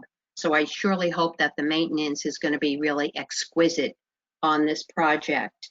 The other thing is the tenants, and I know a lot has been mentioned about retail. I was wondering if there were any ideas about tenants and retail, what kind of retail on the bottom. I know it's kind of a barren area when I was down there, kind of devoid of anything. And so I wondered what kind of attraction or be recruited to go into these spaces. And the other thing about the links to Innerbelt over the top and the community path, I wondered if there were any pictures, schematic drawings of what that would look like. Hi, Lynn, it's Doug Gensler. I'll take them, I guess, in reverse order. The bridge design has not been developed yet, but obviously, we'll be working on that as the program and the projects develop. We are at a schematic level, just working with the T to understand how to make that happen, and that those discussions are going well. Relative to the second question was, and then I'll get to the dead trees. What was the second question? Oh, the retail. Yeah, the retail part. As I'm sitting here. There's no specific retailer that has been engaged yet. There are a number of discussions happening. I think the intention is to work to find someone that is an interesting food and beverage provider to do an interesting venue here. Hopefully somebody from Somerville that would provide both, I think, during the week and weekend, morning, noon, and night opportunities for food and beverage. And then there may be a small other piece of retail that could be actually a gallery space or a maker space or something that's a little bit more about bringing the qualities and the character of the community into the building. We believe at the end of the day, to get tenants here, we need a strong F&B component, food and beverage component. There's no place to eat today, so we've got to provide that for those that are going to be in here. And we want it to be a venue that the residents are going to enjoy and that will certainly be able to capitalize on weekend traffic. In terms of the maintenance, this is a long-term ownership team. If you look at their track record, they've owned projects for long periods of time, and they are, I think, have a proven track record of both taking care of their tenants and taking care of their properties. And we're trying to create a relatively low maintenance, landscape program, but obviously the intent would be to maintain it in its character as it's originally designed. As long as this ownership team is in place. And I wholeheartedly agree with you as it relates to the importance of maintenance going forward. And I think that, I can't speak for Chris and his ownership team, but I know that they are long-term committed owners of these projects. If I may, Tulane, add one thing on that maintenance front. We do see these issues in certain circumstances, but one of the reasons I think we've had significant success in Assembly Row, and we will have significant success here, is because when you have a long-term owner who is looking to rent to the type of tenants you're trying to get in commercial office and lab buildings, they, as much as we, come to demand the quality of the space out in front of their building. And so much like you always call and complain about those sidewalk situations when you see them, and I take note of them and remind people at Public Works and 311 when I see them, and by the way, here I also imagine if anything goes even remotely off standard here, the folks at the Brick Bottom Artist Loft themselves who would have to walk this route to get to the T station would also be pointing it out. I know that the ownership group here and their tenants would demand that level of quality that we've been able to get. We write a good easement on this issue, and so far we've seen good results where we've done it. So I'm optimistic, but at the same time, if something does go wrong, I'm sure we will hear about it and need to address it. But I'm optimistic it can work. Thank you, Thank you. George, for your feedback. Elaine, you happy with that? Yes. Beautiful. So is there anybody else on the board that has any concerns about the required considerations? And if you do agree with the findings of the staff, have we covered everything you think you had a question about? And if so, when we go forward, do you wish to apply the staff's recommendations for conditions, and we can add our other condition? Is everybody content with what's in front of you right now and any questions you might have had? Yes. Do we have any other, as we've been hashing this out, anybody else on the board here have any other conditions they'd like us to consider to put into the project? No? Okay, so having gone through that, and I think everybody's, it is a wonderful project.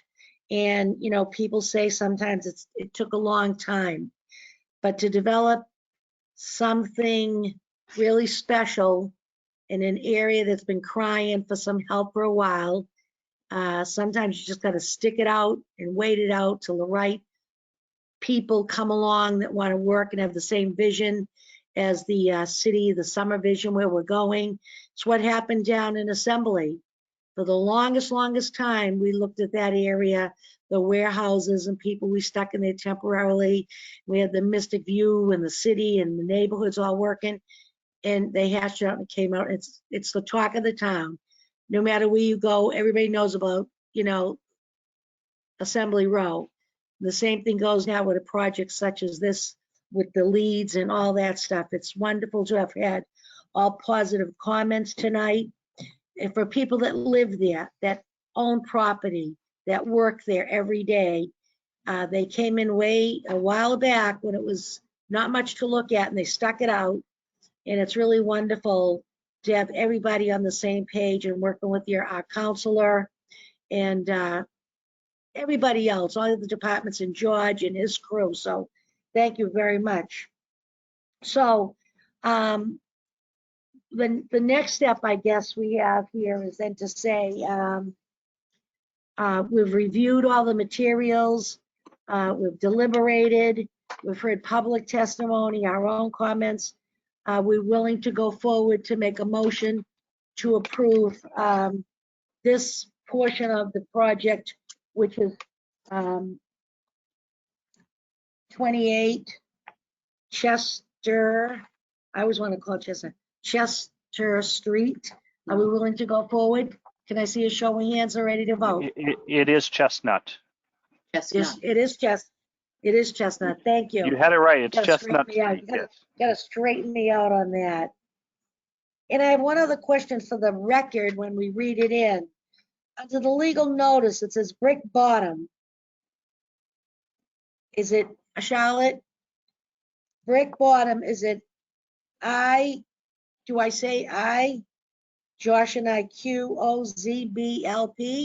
Or is there, look at that, or is there, how do we refer to this? Or just the address is fine? Just the address is fine. Thank you, ma'am. Okay, so, Mr. Clerk.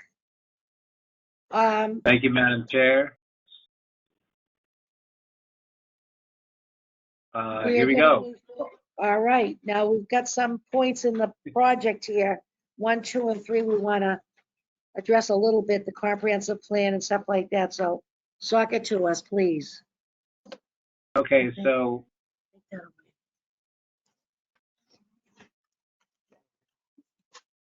all right, so Charlotte, question for you. I'm referring to our cheat sheet. I think I'm just making one motion for the permit. Is that right? Yes, you can make one motion for the whole permit, Okay. incorporating what you've discussed and the conditions that you've imposed both in the staff memo and as discussed during your deliberation. Yeah, one large motion. And just Okay. noting that that is for 28 Chestnut. We're going to have to repeat this on That's right. 28 Fitchburg in a little bit. Yeah. Right. Yes, understood.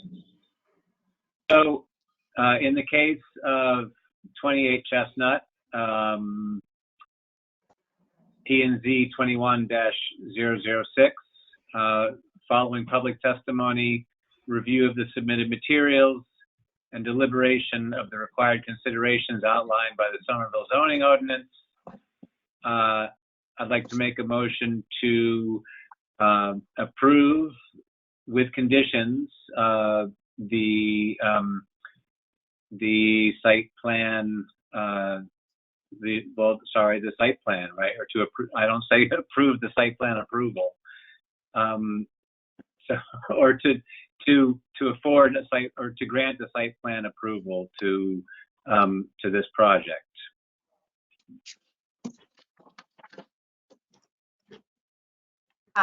This is Charlotte speaking. For the record, would you like to include which conditions specifically you, or which categories of conditions you want to impose on this project?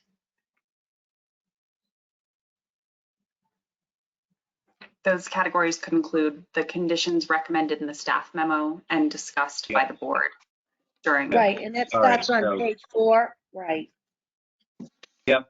So the motion is to approve with the conditions included in the staff report dated June 30th, 2021, beginning on page 4 of the report with permit validity and extending to the bottom of page 6.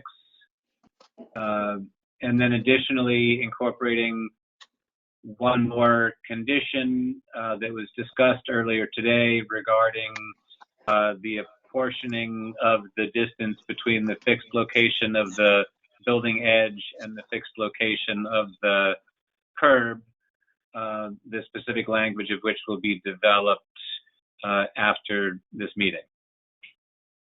Right. May I have a second, please? Second. Seconded by Elaine Severino.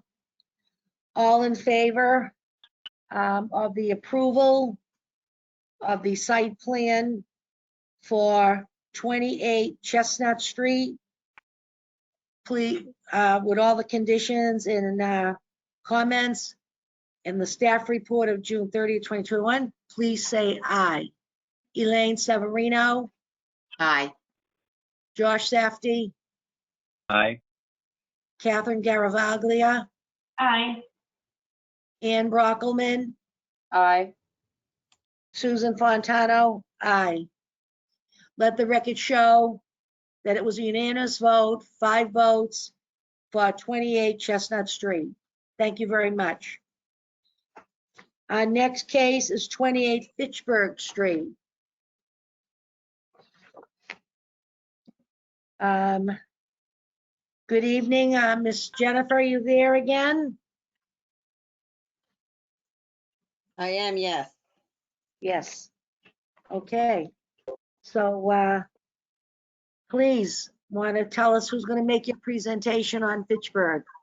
Yes, it will again be Doug Gensler from Gensler Architecture, and with him is Chris Pechos representing the development team, and then there are also various members of the landscape architect team and civil engineering available to answer questions if need be. Thank you so much. So welcome again. I realize a lot of this is a duplication, but if there's some way you can present it and make sure we cover everything and cross our T's and dot our I's, please go forward. Thank you. I do not have a separate presentation. I'm happy to run through it again if that would be helpful to the board, Madam Chair. But I think I think our team would be happy to rest on the presentation we made. It covered both buildings. But again, I'm happy if you'd like me to run through it again, I'd be happy to do that. No, I don't think it's necessary. Is there anything, any area, or do you have anybody on board that would really like to speak to this project that make any little highlight a little different, or is, I mean, you really covered it all. It was a beautiful presentation, but I'm just wondering, Charlotte, I don't want to do something that's not legal. That's what I'm getting around. Or George? I mean, Madam Chair, I think there will always be a video record of this entire meeting, and there will always be the ability to look at the pieces together. So I think, just to summarize, the two buildings together are on the screen in front of you. The presentation provided on the 28 Chestnut public hearing provides the details of both buildings. So that is in our record. It's available for you. The presentation PowerPoint and the information are there for both items. So you have it. You should certainly open public comment. I'll say to the public, members of the public who spoke on previously on both buildings, they don't necessarily have to speak on this one again. Their comments are understood to be relative to both buildings. If there's something specific someone wants to add regarding this building, certainly the opportunity for public comment is there. But I think you see in front of you what this is, and the development team and my comments are the same as I've made before. Right, and I think the development team sees it that way as well. So we have the full record of the meeting, and we're in a good place. Beautiful. I just wanted to make sure we were doing everything, right and above board like we should. So as Mr. Proakis did ask, Jennifer, do you folks have anybody there that had a comment specific to Fitchburg, or is all your people there, or Charlotte? Any hands raised, or are we ready to go forward with our comments? So members of the public, again, same method of public comment, this time for 28 Fitchburg specifically. If you've already spoken, you don't need to speak again, but you are more than welcome to speak again. I do see Kim Shaman I know I'm butchering your last name again, and I'm sorry about that. Kim still has their hand raised and is unmuted if they would wish to speak, but they're muted on their end. I'm sorry, Jennifer. I don't know what my computer's doing tonight, but my hand was not raised. But to speak again on 28 Fitchburg, same comments as I made because I spoke for both, and everything still holds. So thank you very much for calling. My apologies. Thank you. No problem. Thank you so much. Thank you. All right, so right now I'd like to ask the board if you have any other concerns or any comments of the findings, or are you happy with the staff memo? Everybody's happy? Also, do any of you wish that you thought of anything special that you'd like to apply to the staff recommendations and permits other than the one again that Josh brought out? That's absolutely going in. Anybody else have a comment? No, great. So so we'll close the public portion. I'm sorry I didn't say that. We opened it up to the board. Everybody's happy with the staff report and the staff recommendations and the permits. So if there are any other additional conditions from the board, nothing. So we'll close that and we'll ask the clerk to please make a motion.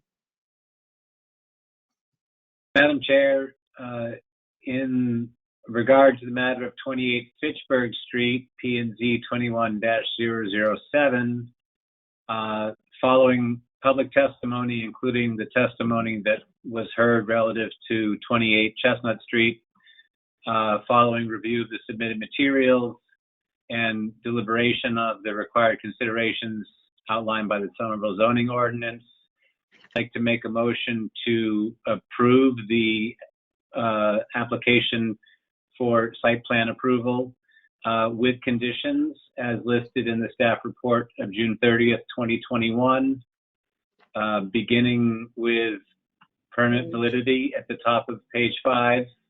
Yeah. And ending with conditions at the bottom of page 7, and again including one additional condition regarding the apportioning of the width of the sidewalk as discussed previously for 28 Chestnut Street. I move to approve the requests with those conditions. Thank you. May I have a second? Second. Seconded by Elaine Severino. All in favor of passing the site plan review for 28 Fitchburg Street, please say aye. Elaine Severino, Aye. Josh Safdie, Aye. Catherine Garavaglia, Aye. Ann Brockelman, Aye. and Susan Fontano, aye. Let the record show it was 5 votes unanimous to approve the project for 28 Fitchburg Street. Thank you, everyone. The groups that are here tonight, all the hard work and your cooperation and coming back, and thank you so much. Good luck. Thank you very much. Thank you. Susan, can we have a 2-minute break? Certainly. Do we have to vote for a 2-minute break? Yes, we I make a do. motion, we take a 2-minute break. All, Second. okay. Seconded Elaine. Elaine Severino, Aye. Josh Safdie, Aye. Catherine Garavaglia, Aye. Ann Brockelman, Aye. and Susan Fontano, aye. See you back in 5.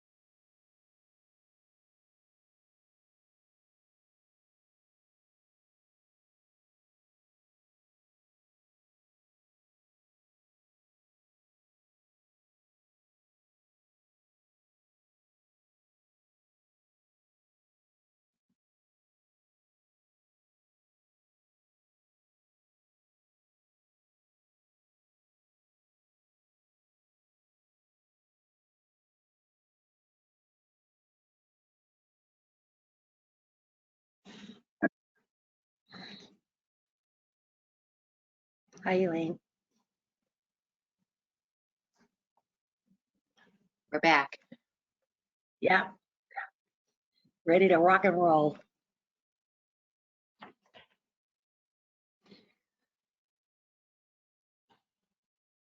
Oh, good. Got some nice, fresh, cold ice water out of the fridge. I needed it. You look good. You look like you had a nice vacation.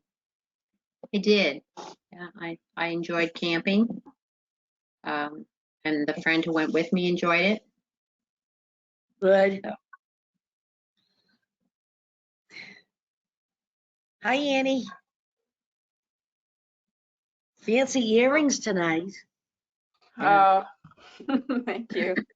Good job, Josh. Elaine, I have to tell you, I was up on the Maine coast again, like I usually am, and I got a tick bite that turned into anaplasmosis, which is like Lyme disease. Oh my But- God. So today's actually the first day I'm feeling better, but I had a fever of over 104 for 72 hours. Really? I ended up in Cambridge Hospital.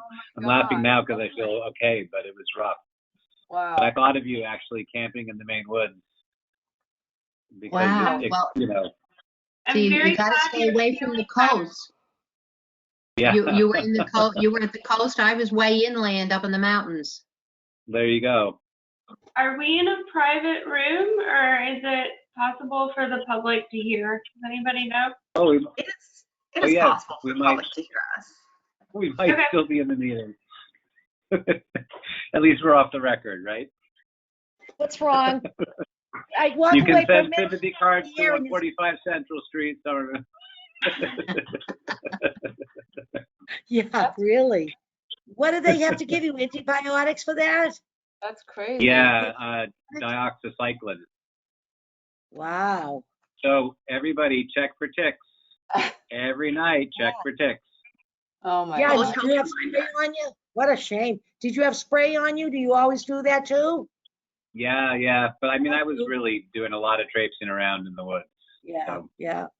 Wow. Well, okay. Is everybody I back? transferred here to downtown, so I think I'm safe. Oh, Jesus Christ. I don't know how safe you are, though. That's another story. Safe from what? Ticks? Where is Miss Charlotte? I am here. Hi, Charlotte. Are Hello. you ready to come back? Yes. You can just call us back into order. No need for a vote. Okay, great. At this time, I'd like to call us back in from a little recess there, break, and go forward with our next case on our agenda tonight for August the 4th, 2021. It's 13 Alpine Street. For the record, Charlotte, are we opening this tonight or has it been open? We're We are. opening this tonight, yeah. Okay. So, Mr. Safdie? So, Madam Chair, this is 13 Alpine Street, P&Z 21-051. Après Ski LLC proposes a major amendment to previously approved plans which required a special permit. That previous special permit was ZBA 2016-75.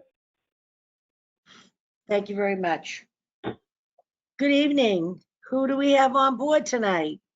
We have Adam Dash, and he is unmuted. Good evening. evening, You Mr. can hear me? Good evening, Madam Chair. Adam Dash coming to you live from 48 Grove Street in Somerville. Good to see you all again. I am here, Charlotte, if you could unmute Keith Glover, who is my client from Après Ski LLC, who is the owner and applicant of 13 Alpine Street, and Evan Stillman from Kalsa Design, the architect. They are both unmuted. Thank you so much. Also, Evan's going to be sharing slides when the time comes, just if you want to get on the permission part.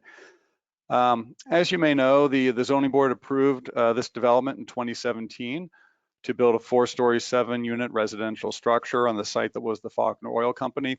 And that structure is currently under construction if you've been by. My client, Après Ski LLC, the current applicant, was not involved with that 2017 zoning board approval, nor did they start the construction. They've taken ownership and are working to complete it since then. And in taking over the project, applicants found that, as is common in projects of this size, that revisions are needed. There's a list in the application of 12 revisions of varying sizes from small to less small. I would note that 2 of them have already been approved as de minimis changes, but we wanted to put them in there so you could see everything that's changed since 2017, just so there's no question in case you said, well, hey, that changed and you didn't bring it up. We just made sure everything was in the list. So I'd like to turn it over to, I guess, Evan Stillman, the architect from Kalsa Design, who can sort of walk through what we've got, and then I will make some explanation at the end of that. Evan? Okay, thank you, Adam. Can everybody hear me? Yes, thank you. Welcome. So I will just go through the list and then show you the corresponding sheets that we have in our set that we presented to you. And then I'll hand it back over to Adam. So the first thing on our list is shown on our front elevation, which I'm pulling up now. The previously approved elevation is on the bottom in color here, and then what we have now is on top here. So number 1 is the right side stair, which is adjacent to the elevator overrun, has been extended to the roof, as you can see right up here. And this was necessary to provide adequate access for mechanical equipment to the upper roof level. The improved access makes it much easier for repair and replacement of the equipment in future and eliminates the need for blocking the street with a crane when the equipment needs to be replaced. Also on this elevation, we changed the batten pattern on the board and batten here. So on the bottom elevation, you can see we had reglets at the windows and then spaced every 3 or 4 feet. And now it's about 1 to 2 foot spacing there. So the third item was the cast stone signage, which is at the center of the front facade. We'd like to have that read 13 Alpine Street as shown here, rather than Faulkner Brothers, which it had initially read. The original stone signage was unfortunately disposed of by the previous GC.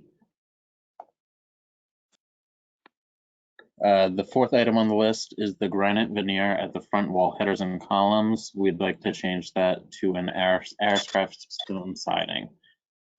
We feel that this is keeping with the building and the neighborhood, and the granite siding was extremely expensive for this style building. Moving on to the fifth item on the list, the abutter on the left side here had requested that we not actually replace these windows with frosted glass or opaque glass block. So we infilled that with CMU on the left side elevation. Number 6, the door and window pattern on the front elevation towards the left side has been adjusted. You can see that right here. So previously we had 2 doors towards the left of the garage door, one on the far left, the second one right here. And we just replaced that second one there with a window, and the door enters towards the garage door now. Number 7, windows have been slightly altered on all facades as shown at the elevations. This is due to revised interior layouts and then structural requirements from the engineer. So if you look here on the main elevation, we no longer have this window here due to the interior layout. Moving on to the left side elevation, this window on the second floor was altered to align with the third floor.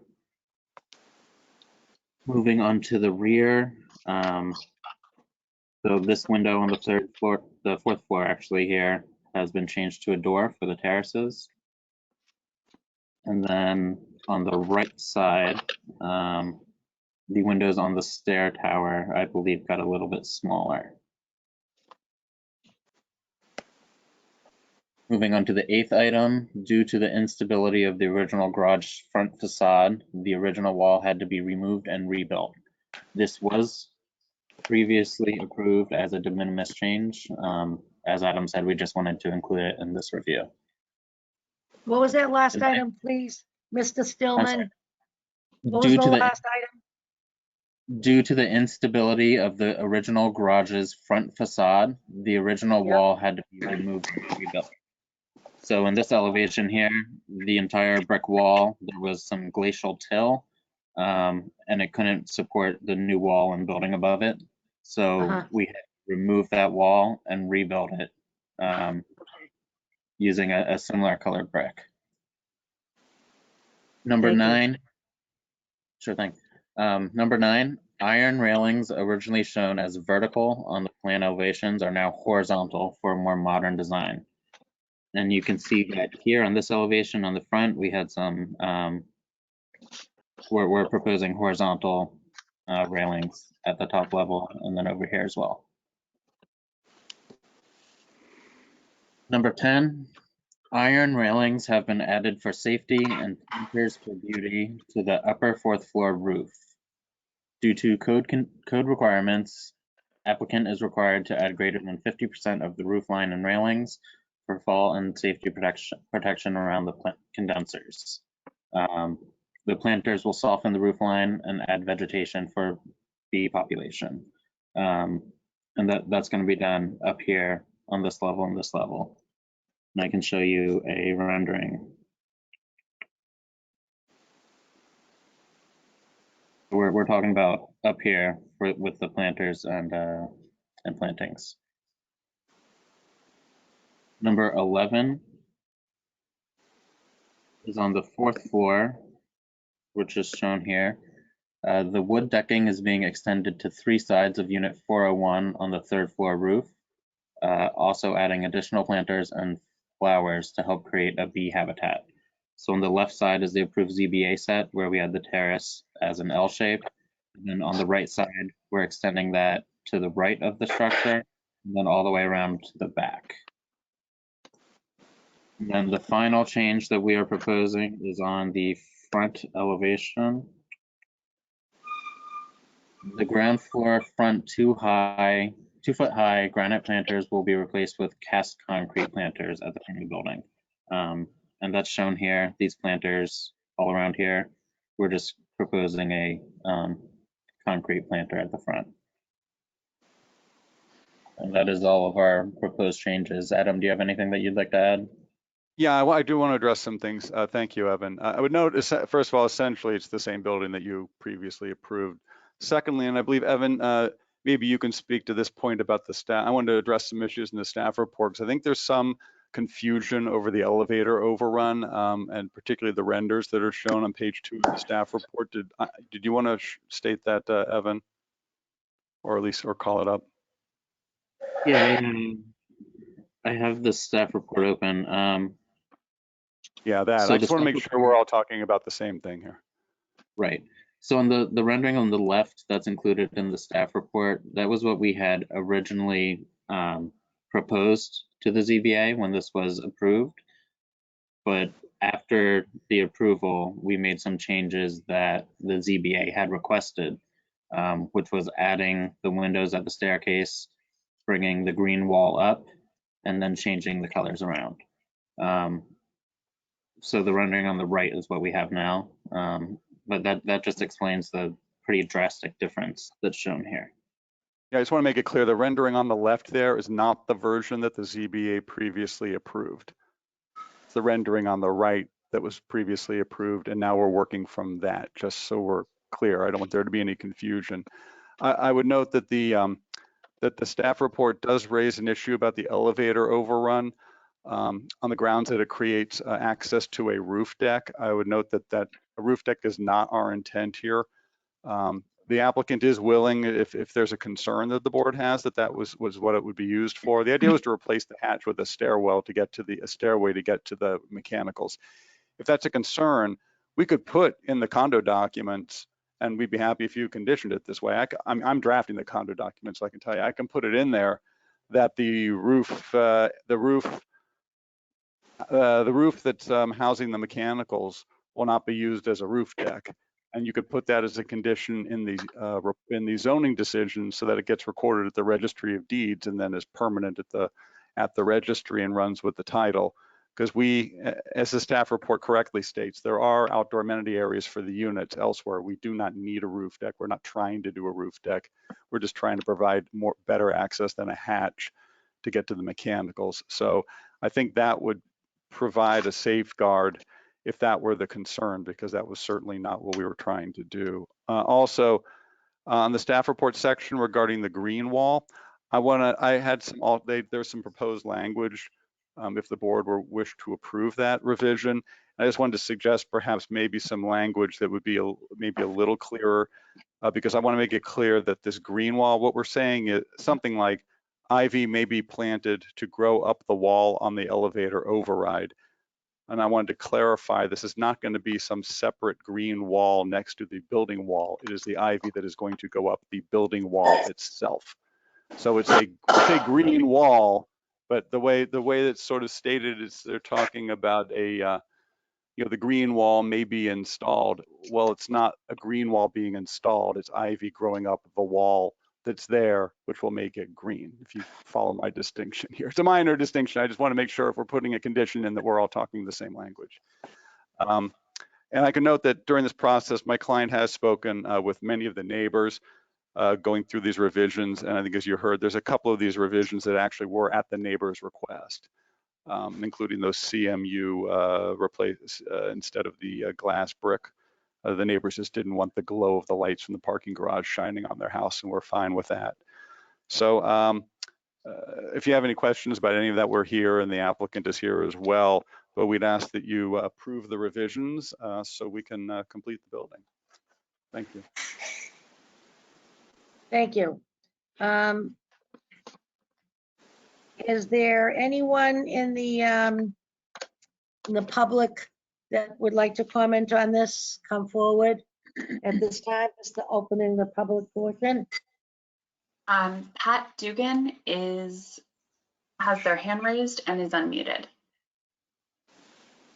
Yes, good evening. Pat, you will need to unmute yourself as well. Currently your microphone is red, which means we can't hear you, but if you click on it, it should turn green, and then we should be able to hear you.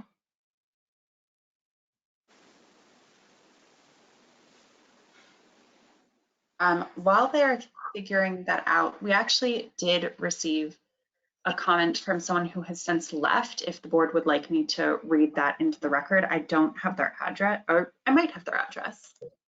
But I can, oh, Pat, go ahead. You are unmuted. Thank you.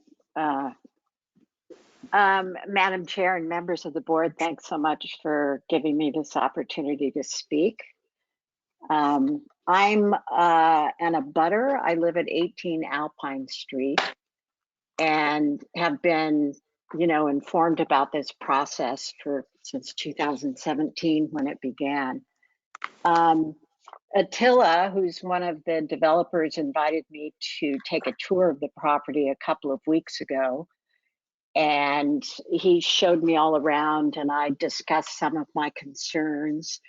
And then I followed up with an email to confirm his commitments to my concerns. And both he and his business partner, Keith Lover, have communicated with me and worked with me and with many of the neighbors to address my major concerns, which are privacy and noise mitigation.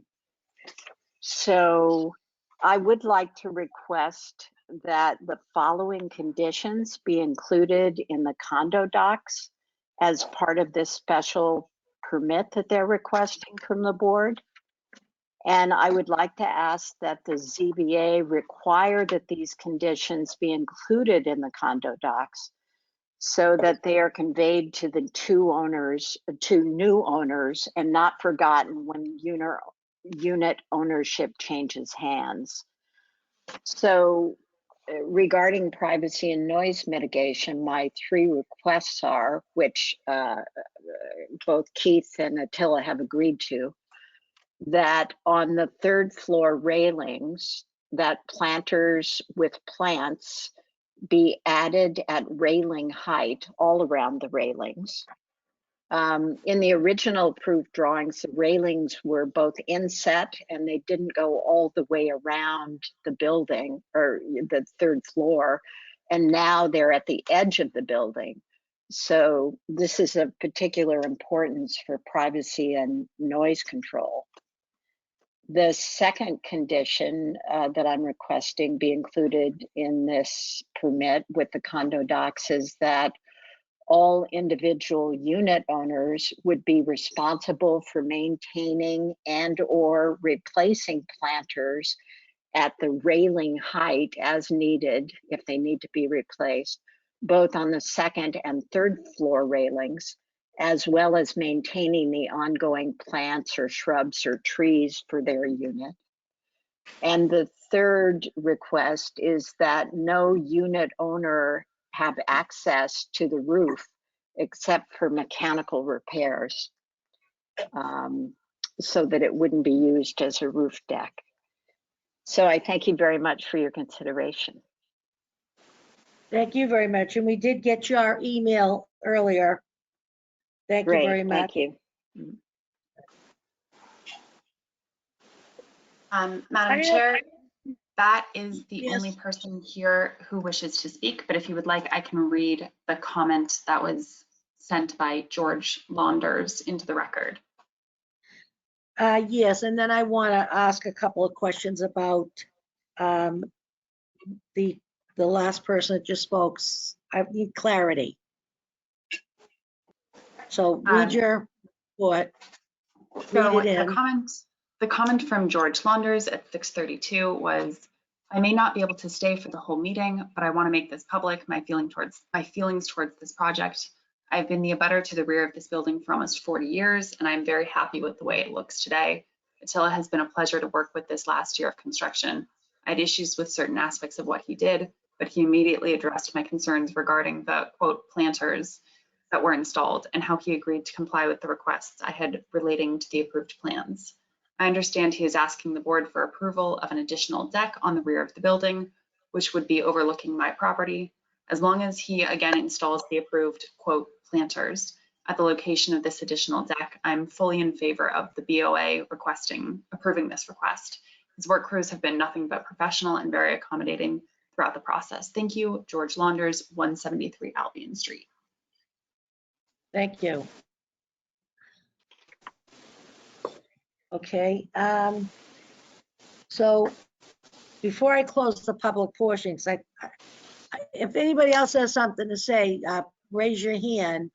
But I wanted to address some of these things. Number 1, on the 3rd floor railing, that's in front of us now, yes? Is the architect there that I was just, that just helped us? Yeah, Evan Stillman here. Stillman, thank you, Mr. Stillman. So she wants on the third floor, point out the third floor with your pointer.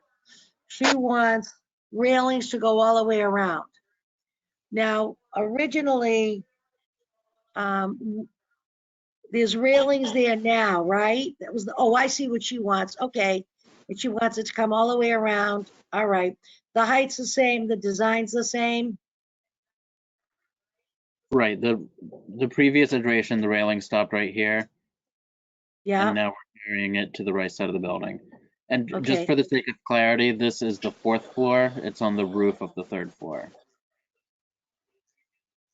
Right.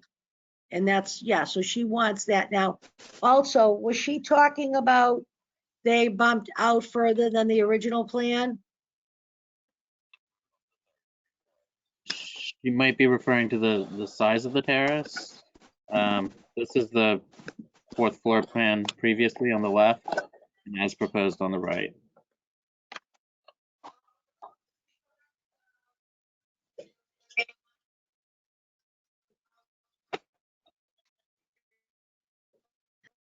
Show me again on the left, the approved, all that, come Yeah, this is- down and around. Yep. Okay. And the width is the same on the flooring, goes right out to the, how far from the edge is this? Clarify, 4 foot was it six. 4 foot? Okay, 4 foot in, on both? Yep. Okay. And the design of the railing is the same? Yeah, we're gonna have a horizontal railing. Okay. In the past, I've commented on the horizontal. I think it's beautiful. I love the look of it.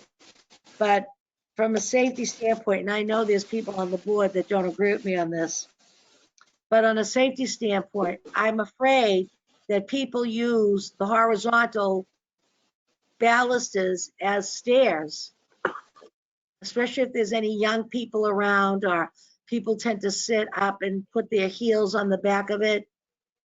Does anybody agree with me on that, or is that just my own quirky thing? Elaine? I've always had a problem with horizontal railing, and I know it's, I don't think it's in our purview, but I've always brought that up before on the zoning for many different balconies. Yeah, it's just, okay. Well, I'm just mentioning that to the designers and stuff. I just always think that's an accident waiting to happen. And Okay. what's number 2? What's the condition of number 2? All individual units, she wants them to maintain all the foliage, all the bushes, all the planters and all that jazz? Yeah, Madam Chair, yes. And that is actually in condo documents typically in there, that the condo will maintain. As you know, they have to paint the building. That's the beauty of it being a condo, actually, because there's an ability to require the maintenance. And usually a building of this size, you get a management company and they deal with that anyway. But yeah, that's certainly, I mean, Mr. Glover's, this is usually where I lean over to my client and ask in his ear whether that's okay. But Mr. Glover's on the line, he'll have to say it himself, but that's probably would be in the condo documents I wrote anyway. Keith, did you want to at least go on the record with that? Hello? Keith, you there? Are you Are we looking unmuted? for Keith Glover, is it? Yeah, yes. I don't know if he's Glover, unmuted are you there? himself. Charlotte? This is Charlotte speaking. Keith looks like he is unmuted and should be able to speak. Sometimes people have issues, their computers will have issues with this platform, but if you go under your audio tab and switch to a phone call, that very frequently solves them. So you may want to try doing that. Okay, We should in the be able to meantime, hear you when we can't. well, meantime, Keith, just interrupt me, but I mean, so of Ms. Dugan's 3 concerns, the railing, I think Evan just talked about, and honestly, that's sort of, I think, contained in revision 11, although what she described is much more detailed. Number 2, I think with the plantings, I think that would be in the condo docs anyway. And then number 3 about not having access to the roof, I'd already said we would do that in the condo documents. I mean, again, Ms. Dugan's language was more succinct, which is fine, but the concept's the same. So It's that's not a number roof. 3. That was number 3, correct? Yes, Okay. those are the okay. three. So I think all three are, and it sounds to me like my clients had worked this out with Ms. Dugan and also with George Landers, next door. So, and certainly Okay. Mr. Landers, having been superintendent of ISD for many years, understands the code. So you're not pulling anything over on him. So Yeah. he seems to be, sounds like everybody's fine. Okay, so that's that.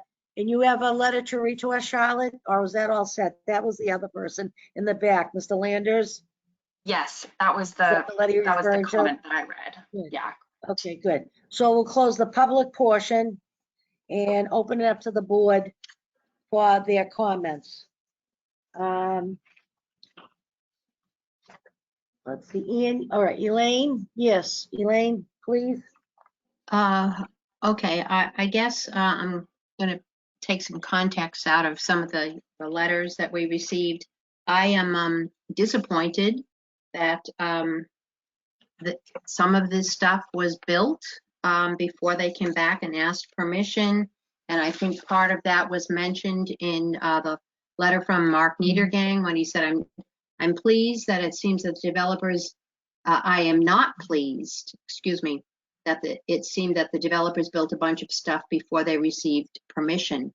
I am also disappointed about that. I know we've had some issues like this before, and sometimes just because things look great, that doesn't sometimes make it right.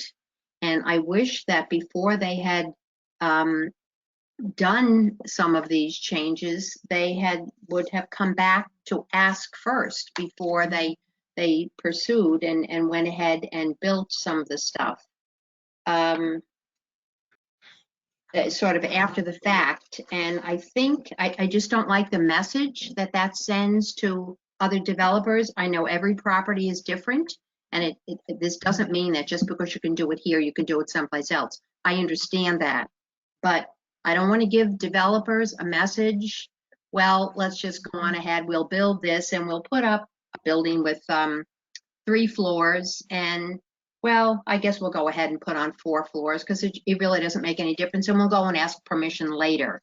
I don't like that message that will come back later after we've already done it. I don't like that at all. It does not send a very good message. Why did we spend in 2017 all this time getting comments from the neighbors and approved what we approved, and then they went ahead and did what they wanted to do and made changes on their own without asking first? Another comment from the staff report on page 2, which were some of the concerns that the neighbors had, that they had concerns about how tall and bulky the building already appeared to be. Well, we've just made it a little taller and a little bulkier, and creation of a new roof deck and staircase at head house could heighten both of these concerns, which I think it has.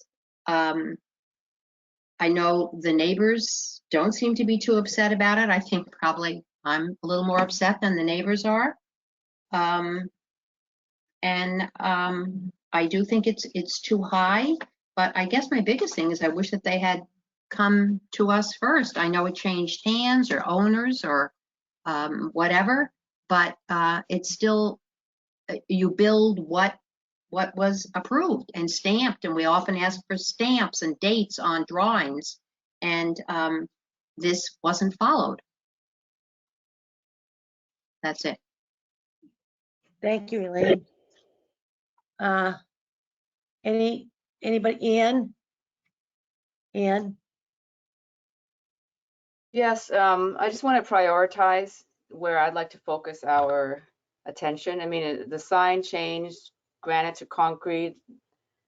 Those are fine. There's a long list. I think the most offending element is the stair and elevator per tower. And I lost connection a little earlier. Can you put up the report that had the left and right rendering comparison. And I think Mr. Dash said the right one was approved, and I don't agree. That's not my recollection. And that's not what the elevations show. There you go. That's what I want to Yeah, say. so you said the right one was approved. And No, I right. dug up the old plans, elevations, plus the elevations reinforced the left one is what was approved. So, you know, this was a very bulky, large project that, you know, we, including me, commended in your adept breakdown in scale, stepping back, you know, pushing back here and there, setbacks as, you know, lessening the bulk of the elevation, the massing as you go up, so that it was scale-wise seemed fitting. And then it's just built without that refined attention. You know, it's just a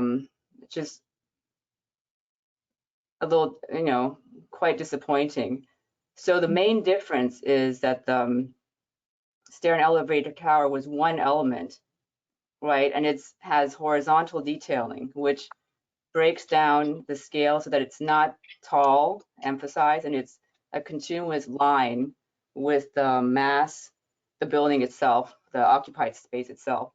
Now it's not only taller, you've put a line dividing it into two skinny towers, so it's wrong in all directions.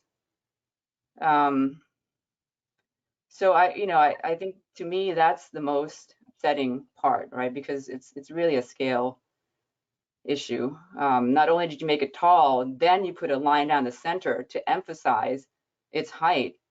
It's just basic design principle. You don't do that if you're not trying to make two skinny towers. So I don't know why it was separated like that. So at the very least, I would expect the cladding to be, if the tower couldn't be lowered, you know, we're getting to possible solutions. The way it's clad or the way it reads should still have a horizontal emphasis, even though the board in Madden seems to be a more refined approach, you know, more craftsmanship. If you went back to the actual photos, I walked down by there quite a bit. So, you know, I'm also not against the ivy going whatever direction, but the result of the ivy is just a material change in the vertical direction, which is not helping your project. You know, I guess we could believe that the top level is not going to be occupiable. You know, we do see generally an expansion of roof deck area, occupiable space.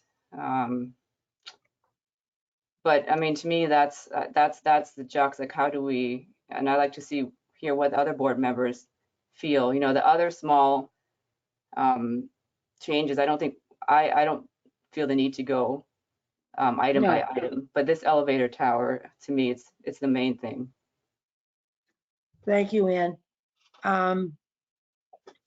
If nobody else has their hand up right now, I'll weigh in right now. I felt the same way. I was really, part of my issue with this here is we spent a lot of time on it. They had neighborhood meetings, and there was a lot of going back and compromising and mitigating.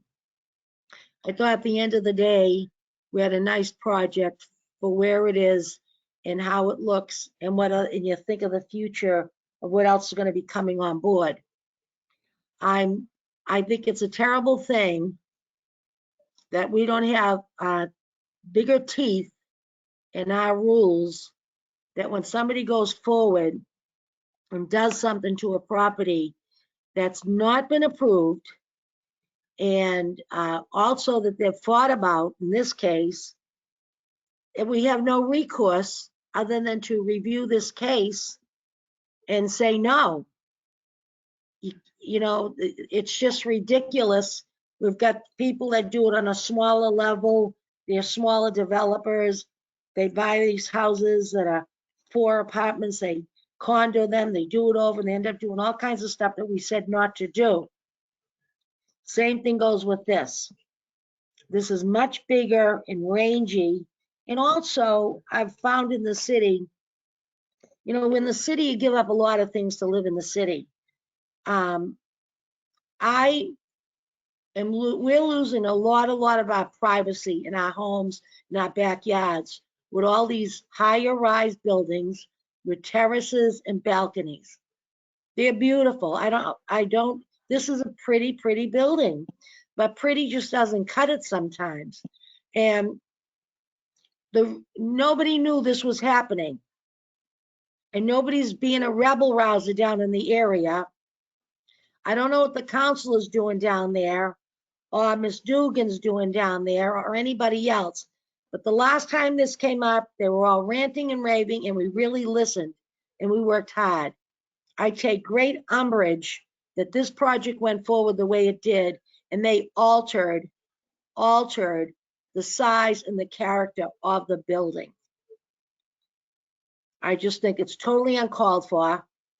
I don't think this line in here about, so you won't have to get a crane to go up there.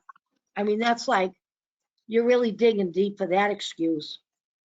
There's, in the first report, it says that stuff was gonna go in the back of the yard, the back of the building with a covering.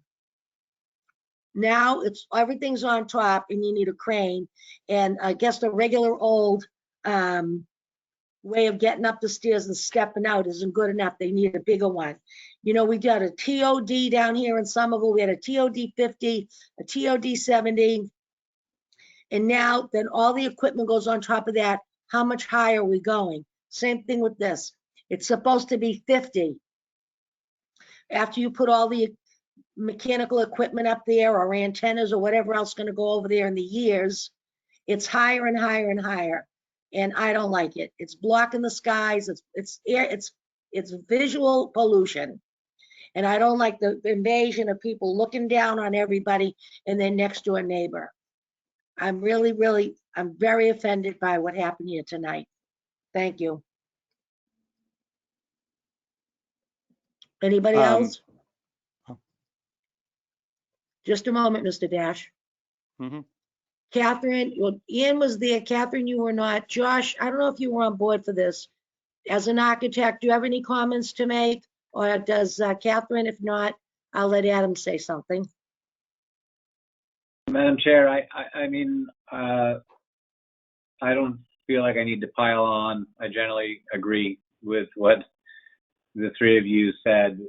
I do think that Anne had good advice for us, though, which was to sort of, focus in on the couple of issues that really are making an impact.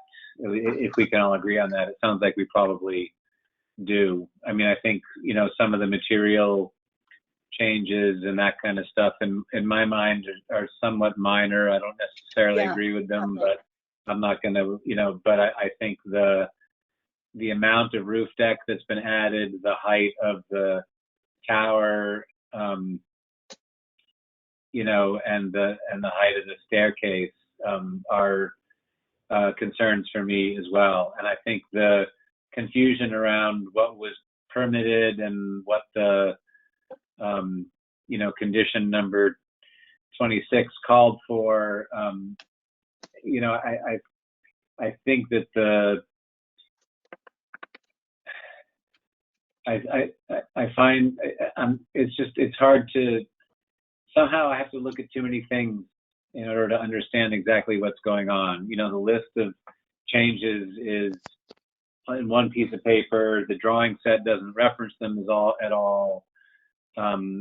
I have to, and I'm just finding I'm finding the drawing set and the organization of information also to be challenging and frankly not typical of what we get from Khalsa Design. I just feel like this is a little bit scattered and hard to follow.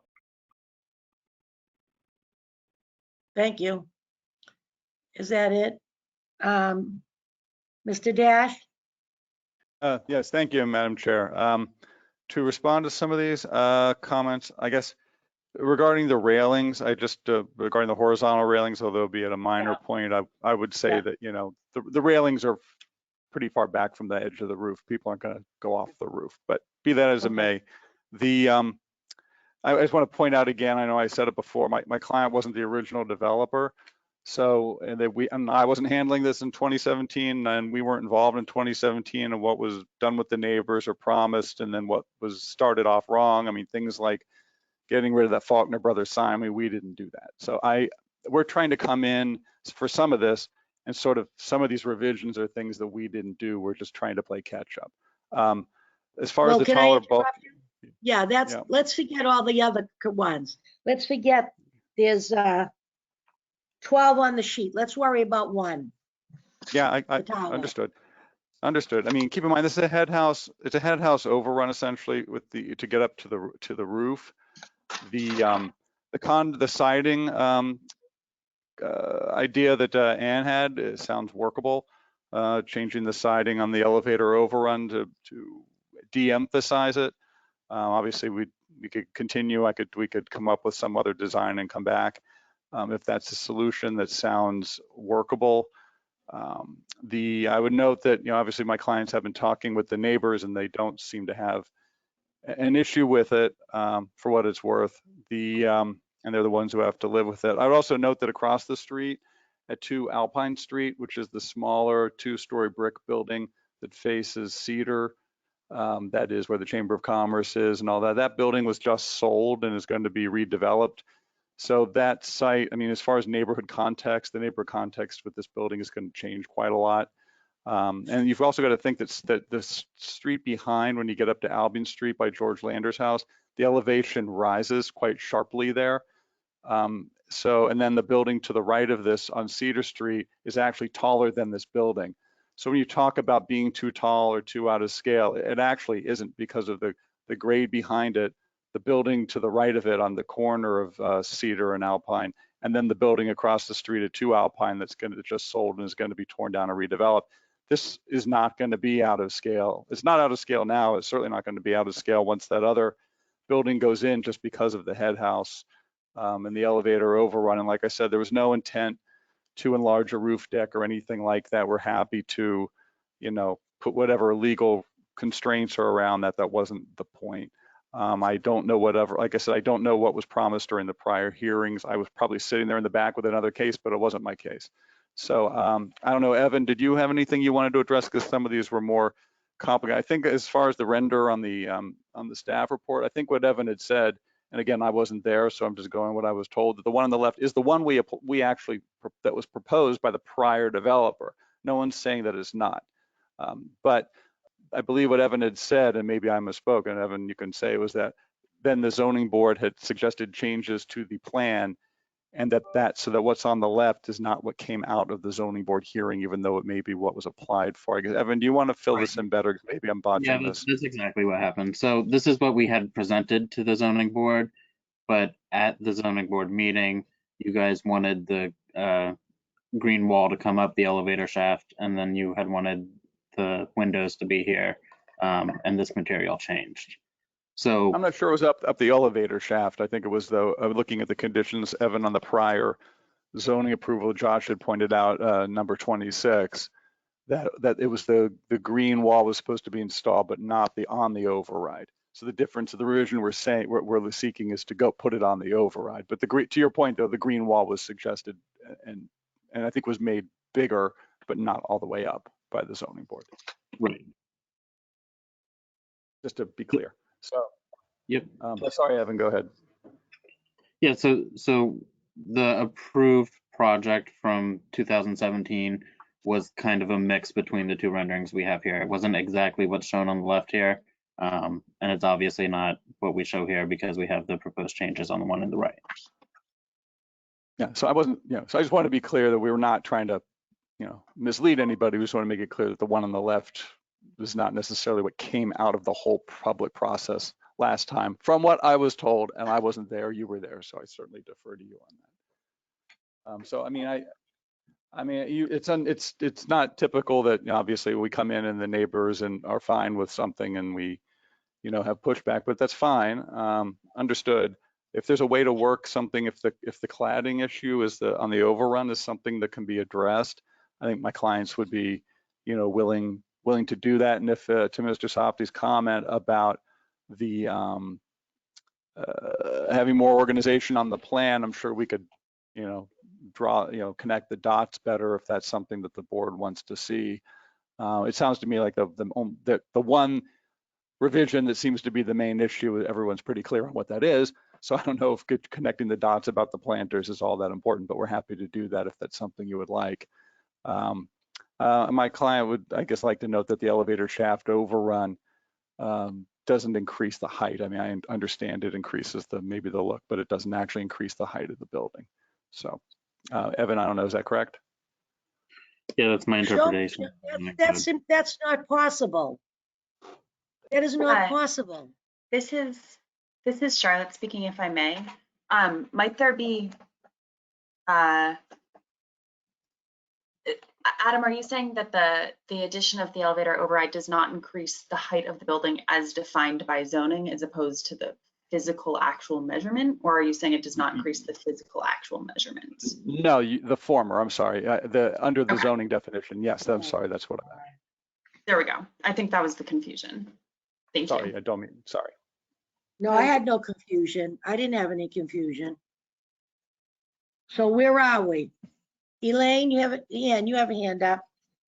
Yeah, just while we're on the planters, Madam Chair, A303, I think both the neighbor and you suggested planters on the 4th floor, the 5th, whatever the topmost level is, and that would make the roof regularly occupied because planters equals maintenance. So I just wanted to make that note. So someone's going up there once a day unless it's irrigated. So I think that maybe is a contradiction between the desire to just put a railing because it was necessary by code, is that what I heard, versus, very few people going up there. Well, it could be, a suggestion could be that it could be made, the decking itself could be made smaller. And then you still want the plants up there. But I still want to know, I'd like to see brought up again, the picture of the measurements with the head house. Can you show me something with that, please, Mr. Stillman? Are you referring to the elevation? Let's see. Yeah, come down a couple more pages, I think it was at. This one?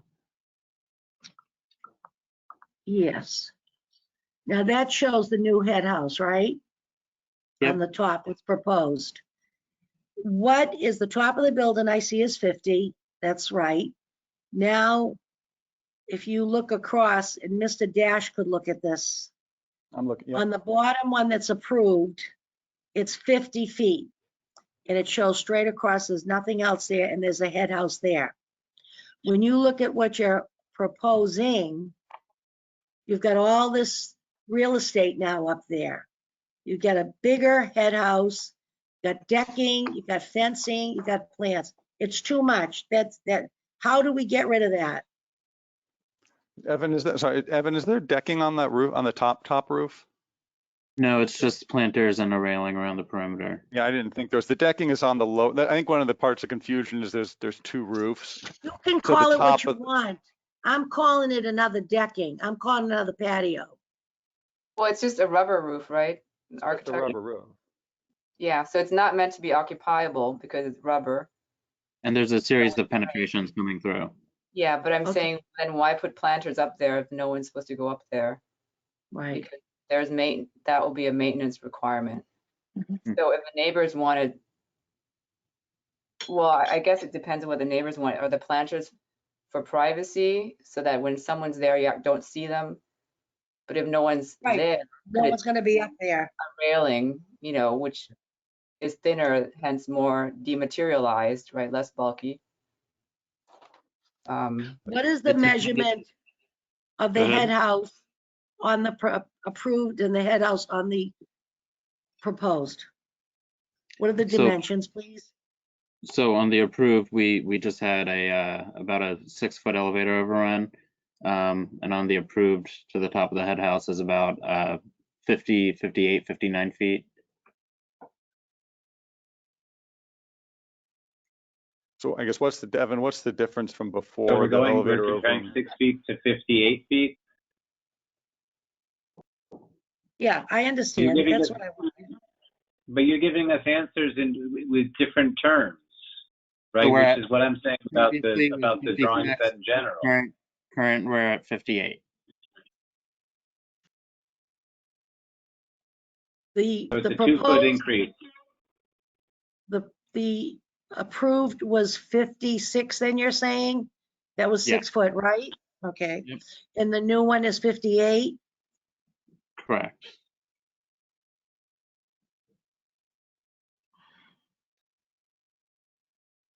Oh. And what's the height of the lower head house portion? What's the height of the overrun in the proposed drawing? Is that still 56?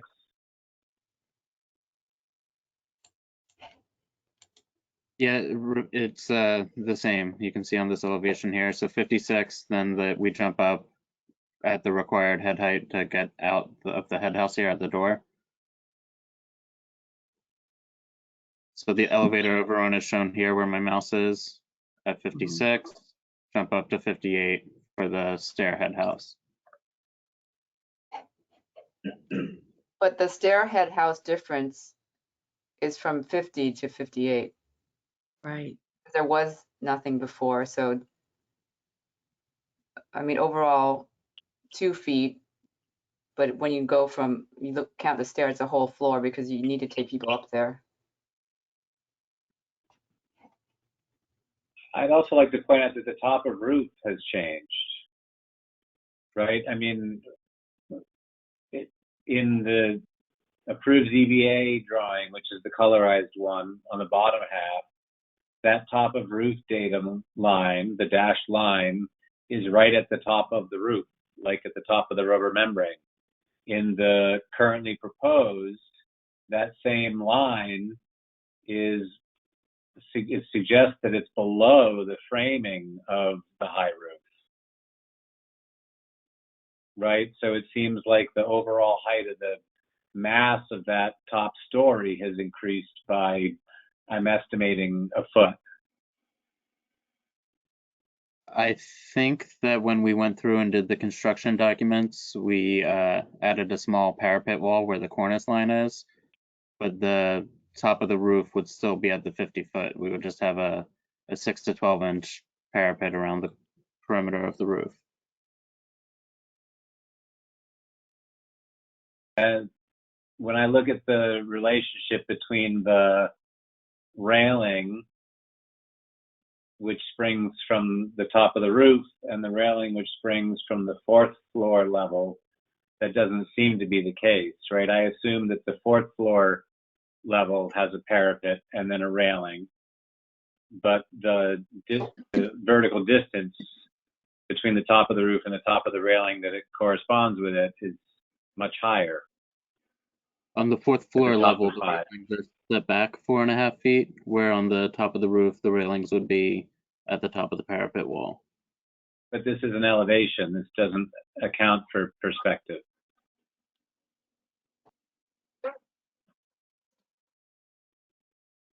That's correct. So what I'm do you see saying, them? on So the if you look roof at the, level here, the railings mounted to the top of the parapet wall, where on the 4th for floor everyone level, else on the board, can you see? I don't in the screen that we're having shared. I don't see the top of the drawings. Does anybody else? For me, it's cut off. Oh, push it down. Is that better, Josh? Sure. Now, yeah, I think now I can see it better. I wonder if I put you all somewhere else, I would see it or something. No, I know exactly what you're Okay. saying. Like he's saying it's on the parapet. So it's got the height of the parapet and then the railing. Right. In other words, Yeah, when right. you look at the drawing, the railings down below look shorter. Shorter, But I would correct. assume that's because they're Yes. behind a parapet wall. Yeah, they're not Yes. they're not mounted on top of the parapet wall. Right. So you're saying that you would mount these railings at the 50-foot elevation on top of the parapet wall? No, Yes. they're in. I thought they were set in. They're set in on the Right. fourth So why floor. do they? So why in the elevation do we see so much more of them? That's my point. Because on the fourth floor, they're mounted lower than the parapet wall. On the top of the roof, they're mounted on the parapet wall. Why? Why are they so high? They have to be they have to provide a 42-inch guardrail? Is that the code That's the requirement? Because if direction so, Go ahead. well, I just, if they're performing the same function, I don't understand why in one case you would put them on top of the parapet wall and in the other you would tuck it behind. That's because the of direction. is Go it, ahead. Evan, is it because of issues of making penetrations in the rubber roof on the top? I know because that was a concern with some of this, was not to make any additional penetrations into the rubber roof on the very top there. Yes, that was what was brought up by the owner. But the height of the top railing relative to the walking surface seems like it's greater on that top level than it is on the level below it. Right. Yes, is. that's something that we can take another look at and reduce that height. I'm sure. And Ann, not to cut you off, Josh, but Ann's been waving her hand. Maybe she has something to chime in with you. Ann? Can you review again why the stair was taking up one level instead of a roof hatch? And that was just an owner preference. And I see there are rooftop condensers, and then the railing is in a code or safety best practice. So You it's know, a safe best practice because a large portion of the roof would require the fall protection railing.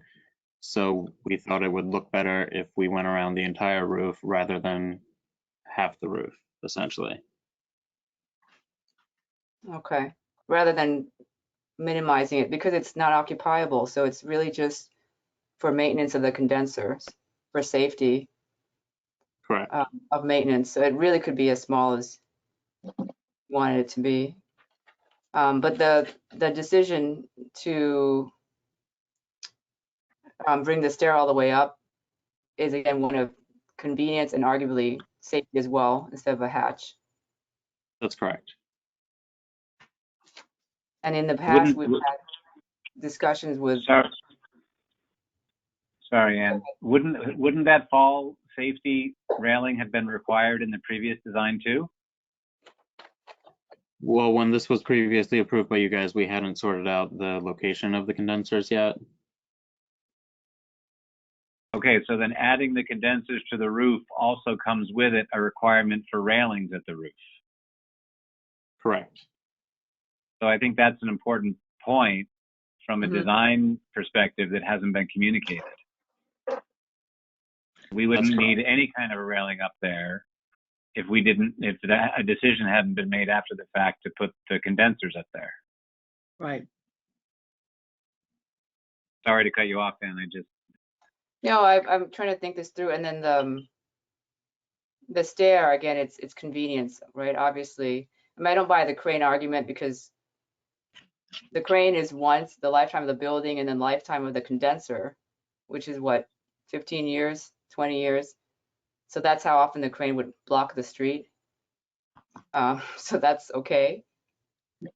So it seemed to be a convenience. It seemed like a good idea decision. And then I think the other major thing is I'm looking at the roof plan. The decision to detail the stair and the elevator shaft slightly differently because they are different construction, right? One is CMU and one is was it metal stud, shaft wall. So there's a jog instead of detailing it as one element, which was shown in the previous or in the ZBA drawings. So now you have two elements next to each other, right? Two vertical elements instead of one tower. Right, and part of that is because of the condition requesting the green wall go up the elevator shaft, not up to the elevator overrun.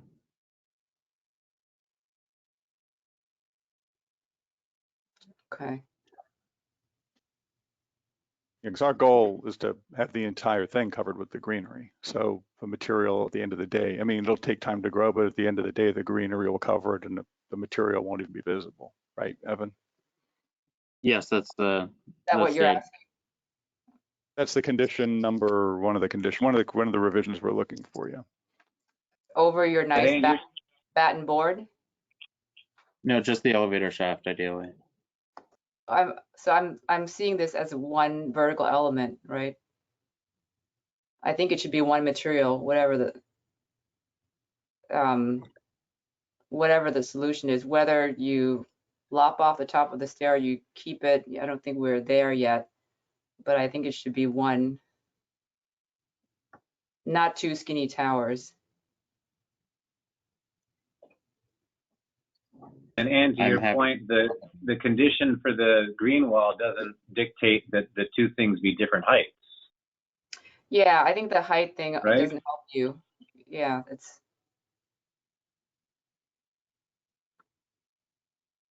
the two jogs. It just wasn't coordinated, different design decisions. Okay, so would you prefer to see the board and batten wrap the elevator shaft as well?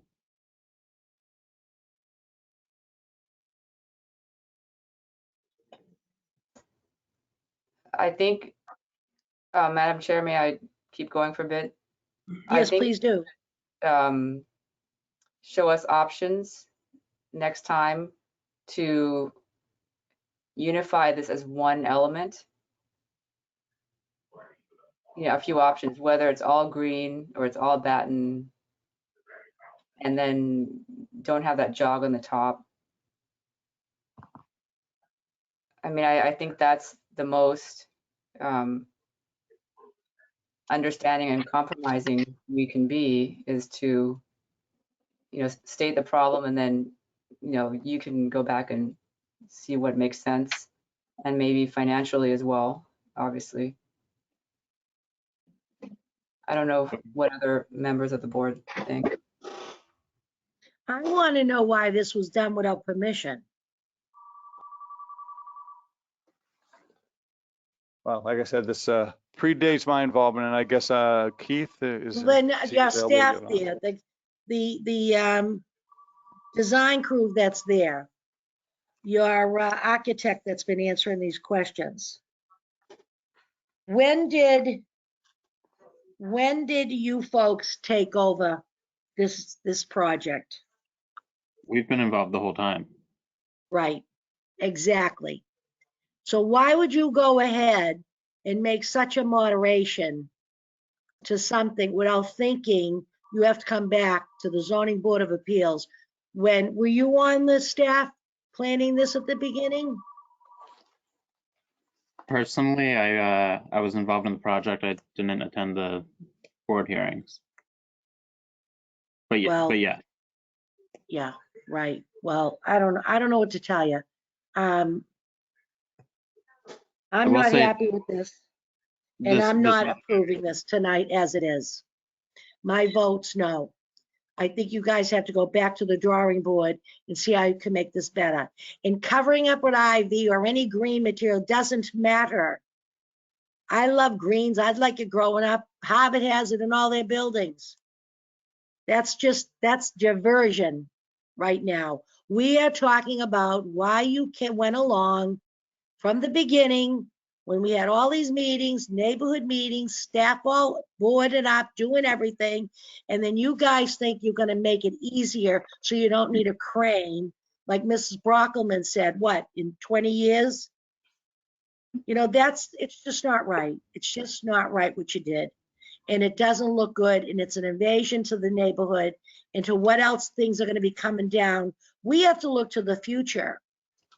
You know, each case is its own identity, but at the end of the day, when you walk down the street and you see how things apply to one another, it all comes together.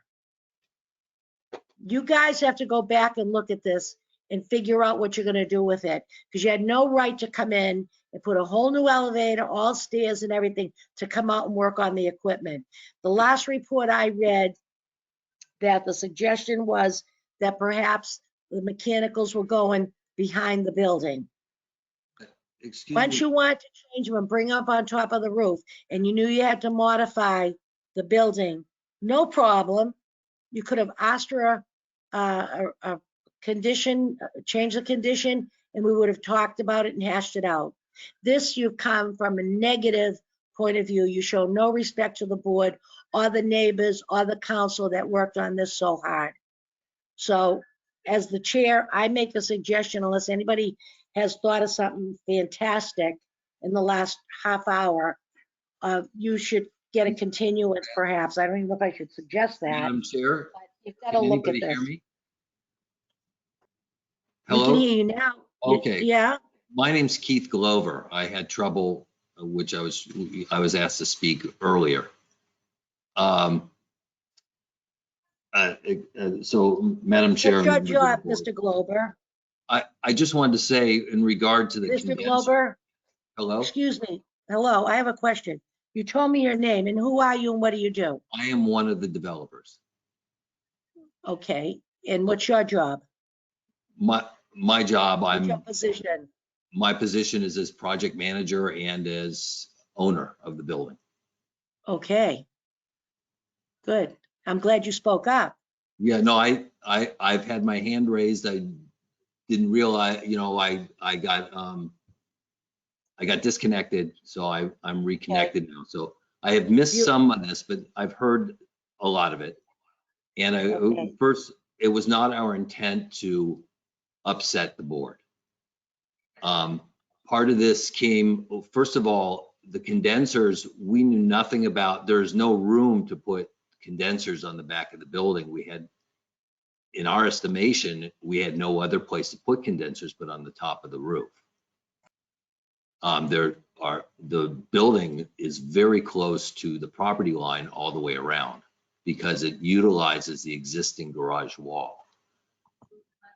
So when we put these condensers up there, it was not our intent to make the board angry. We actually talked to one of the architects, not Evan, another architect that calls it design. We said, you know, it just makes sense to put a head house up here. So we were told this is most likely a de minimis change. It was during COVID where people are much more difficult to reach.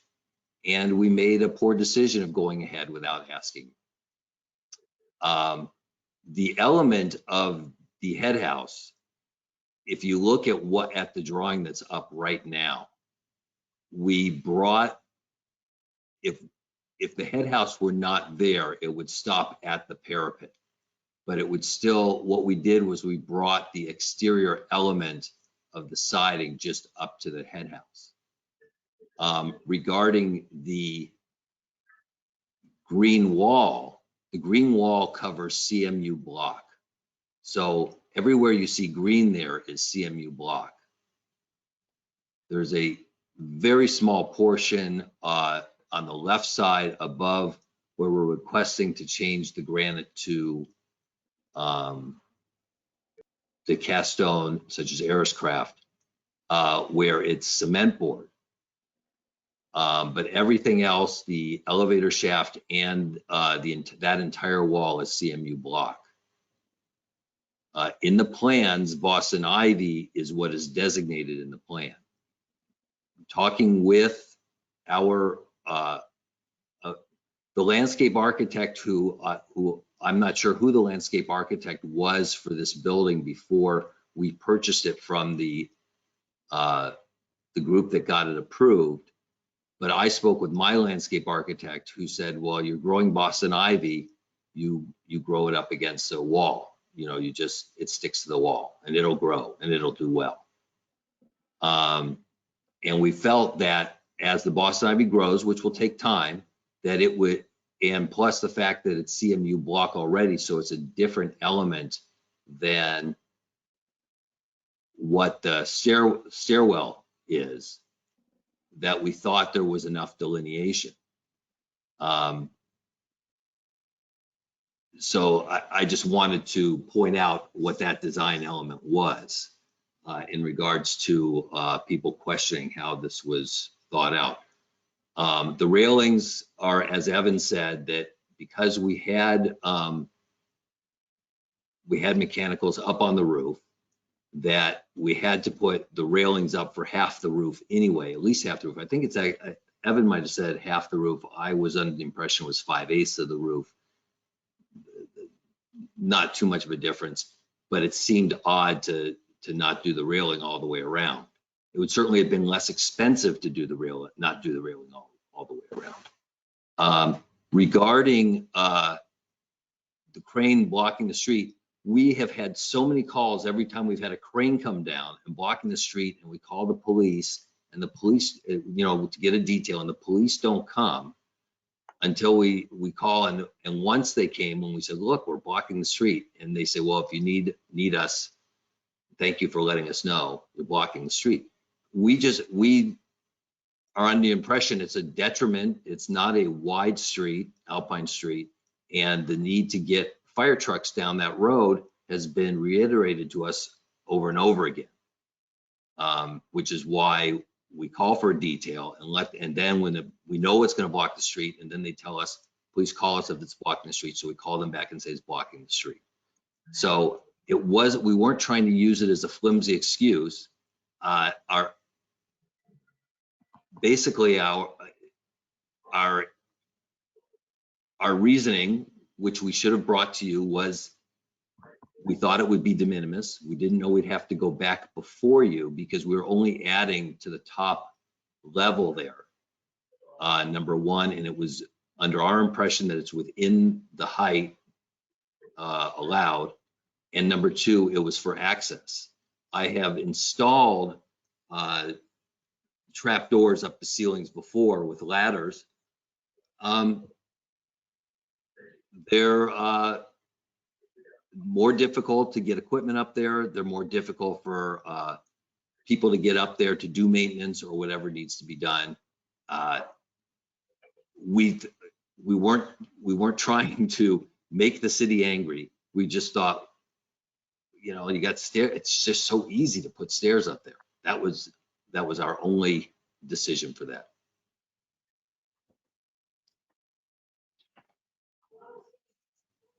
Are you through? Thank you. Okay. Anybody have on the board have any more comments to make?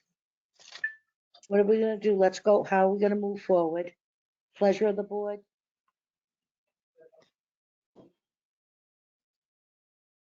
Yes, Josh? In my mind, I think the applicant and his attorney and design team have heard a lot of feedback. I think it's premature to try to go through the list in the narrative that was submitted and start voting on it point by point. I would be in favor of just continuing and looking for revisions to the drawing set based on the comments that we've provided, and a revision to the packaging of all of it, so it'll be easier to follow and discuss point by point when we meet again. That's what I would propose. Right, you had suggested that earlier. I think that's a good point. And I really don't see a problem with a lot of the other items, you know, of the 12. I don't see, it's not a big deal. You know, we keep talking about the greenery or, you know, like I said about the railings horizontal. I really, at the end of the day, that's not a deal breaker. You know, there's nothing wrong. That's just a preference. It's just something you think about when you look at buildings, you know, windows and stuff, what's safe and what isn't. So I agree. I think that would be a good suggestion Mr. Dash, Yes, Madam Chair. you hear us okay? Yes, I So can. do you want to go do that? Do you want that suggestion? Can you follow through on that? Yes, I think our team can get back together. I've been writing down your comments. They're very helpful. I appreciate you being very succinct and detailed and blunt about it. That makes our job a lot easier to go through all of this. So much Well, appreciated. that, And I hate doing that. And you've worked with me a lot, and I'm just telling you what I feel and how we're looking at it. Why should we string you along, wasting your time, holding up your project? That's not our ideal. no, that's why I like this board, because not every town acts that way. And they just say, well, I don't like it, come back. And I'm like, well, that's Yeah, not no. helpful. I mean, this is No, we this have is to tell you. very detailed. I like it. All right, well, thank you so much. The rest of the board, Elaine, Catherine, and any other comments? Are you happy with this? Okay. All right. So Charlotte, we're gonna have Josh as the clerk make a motion to continue. Is that all right? Yes, Madam Chair. And what date should we shoot for? September? Our next ZBA meeting is the 18th, or it's August 18th, September Oh, okay. 1st, or September 22nd. Those are our next 3 meetings. All right. Mr. Dash, what is your team? What do they prefer? Sooner than better, sooner than later? Well, that is generally the case with clients, but the question is really for Evan, how quickly this can all be assimilated. 2 weeks may not be enough time. I don't know. Evan, what do you think? I think we can make it happen. Because the first might be a better. Charlotte, do you want to weigh in on that too? Like when, because that doesn't mean, drawings coming into our inbox on the 18th, Right. right? The deadline, this is Charlotte speaking, the deadline for drawings would be like end of day on the 12th / 9 a.m. on the 13th. So if you can make that deadline, I see no problem with the 18th. If you don't think you can make that deadline, I would recommend the 1st. I think we can make that deadline. Given the nature of the project, I'd rather move quickly on this. I guess Keith, ultimately you're the owner of the building. I don't know what your feeling is. I don't want to crunch this if you're not going to get it pulled together. But If Evan thinks he can do it, I would go for sooner rather than later. Let's go for the 18th. I suppose we could always continue, reach Well, out that's to what I was gonna Charlotte. say, Adam. If we go for the 18th tonight, we close this, we go for the 18th, the procedure. If you need more time, you ask for it. And for a case like this, we'd absolutely go for it, Yeah, I much appreciated, Madam Chair. That sounds fine then. Okay, so Josh, it's gonna be August 18th. That's what Eric's comfortable with, so let's go for that. Okay, Madam Chair, in the case of 13 Alpine Street, PNZ 21-051, I make a motion that we approve the applicant's request to continue the matter to our next regularly scheduled meeting of August 18th, 2021. Second. Seconded by Elaine Severino. All in favor, please say aye. Elaine Severino, Aye. Josh Safdie, Aye. Ann Brockelman, Aye. Kate Caravaglia, Aye.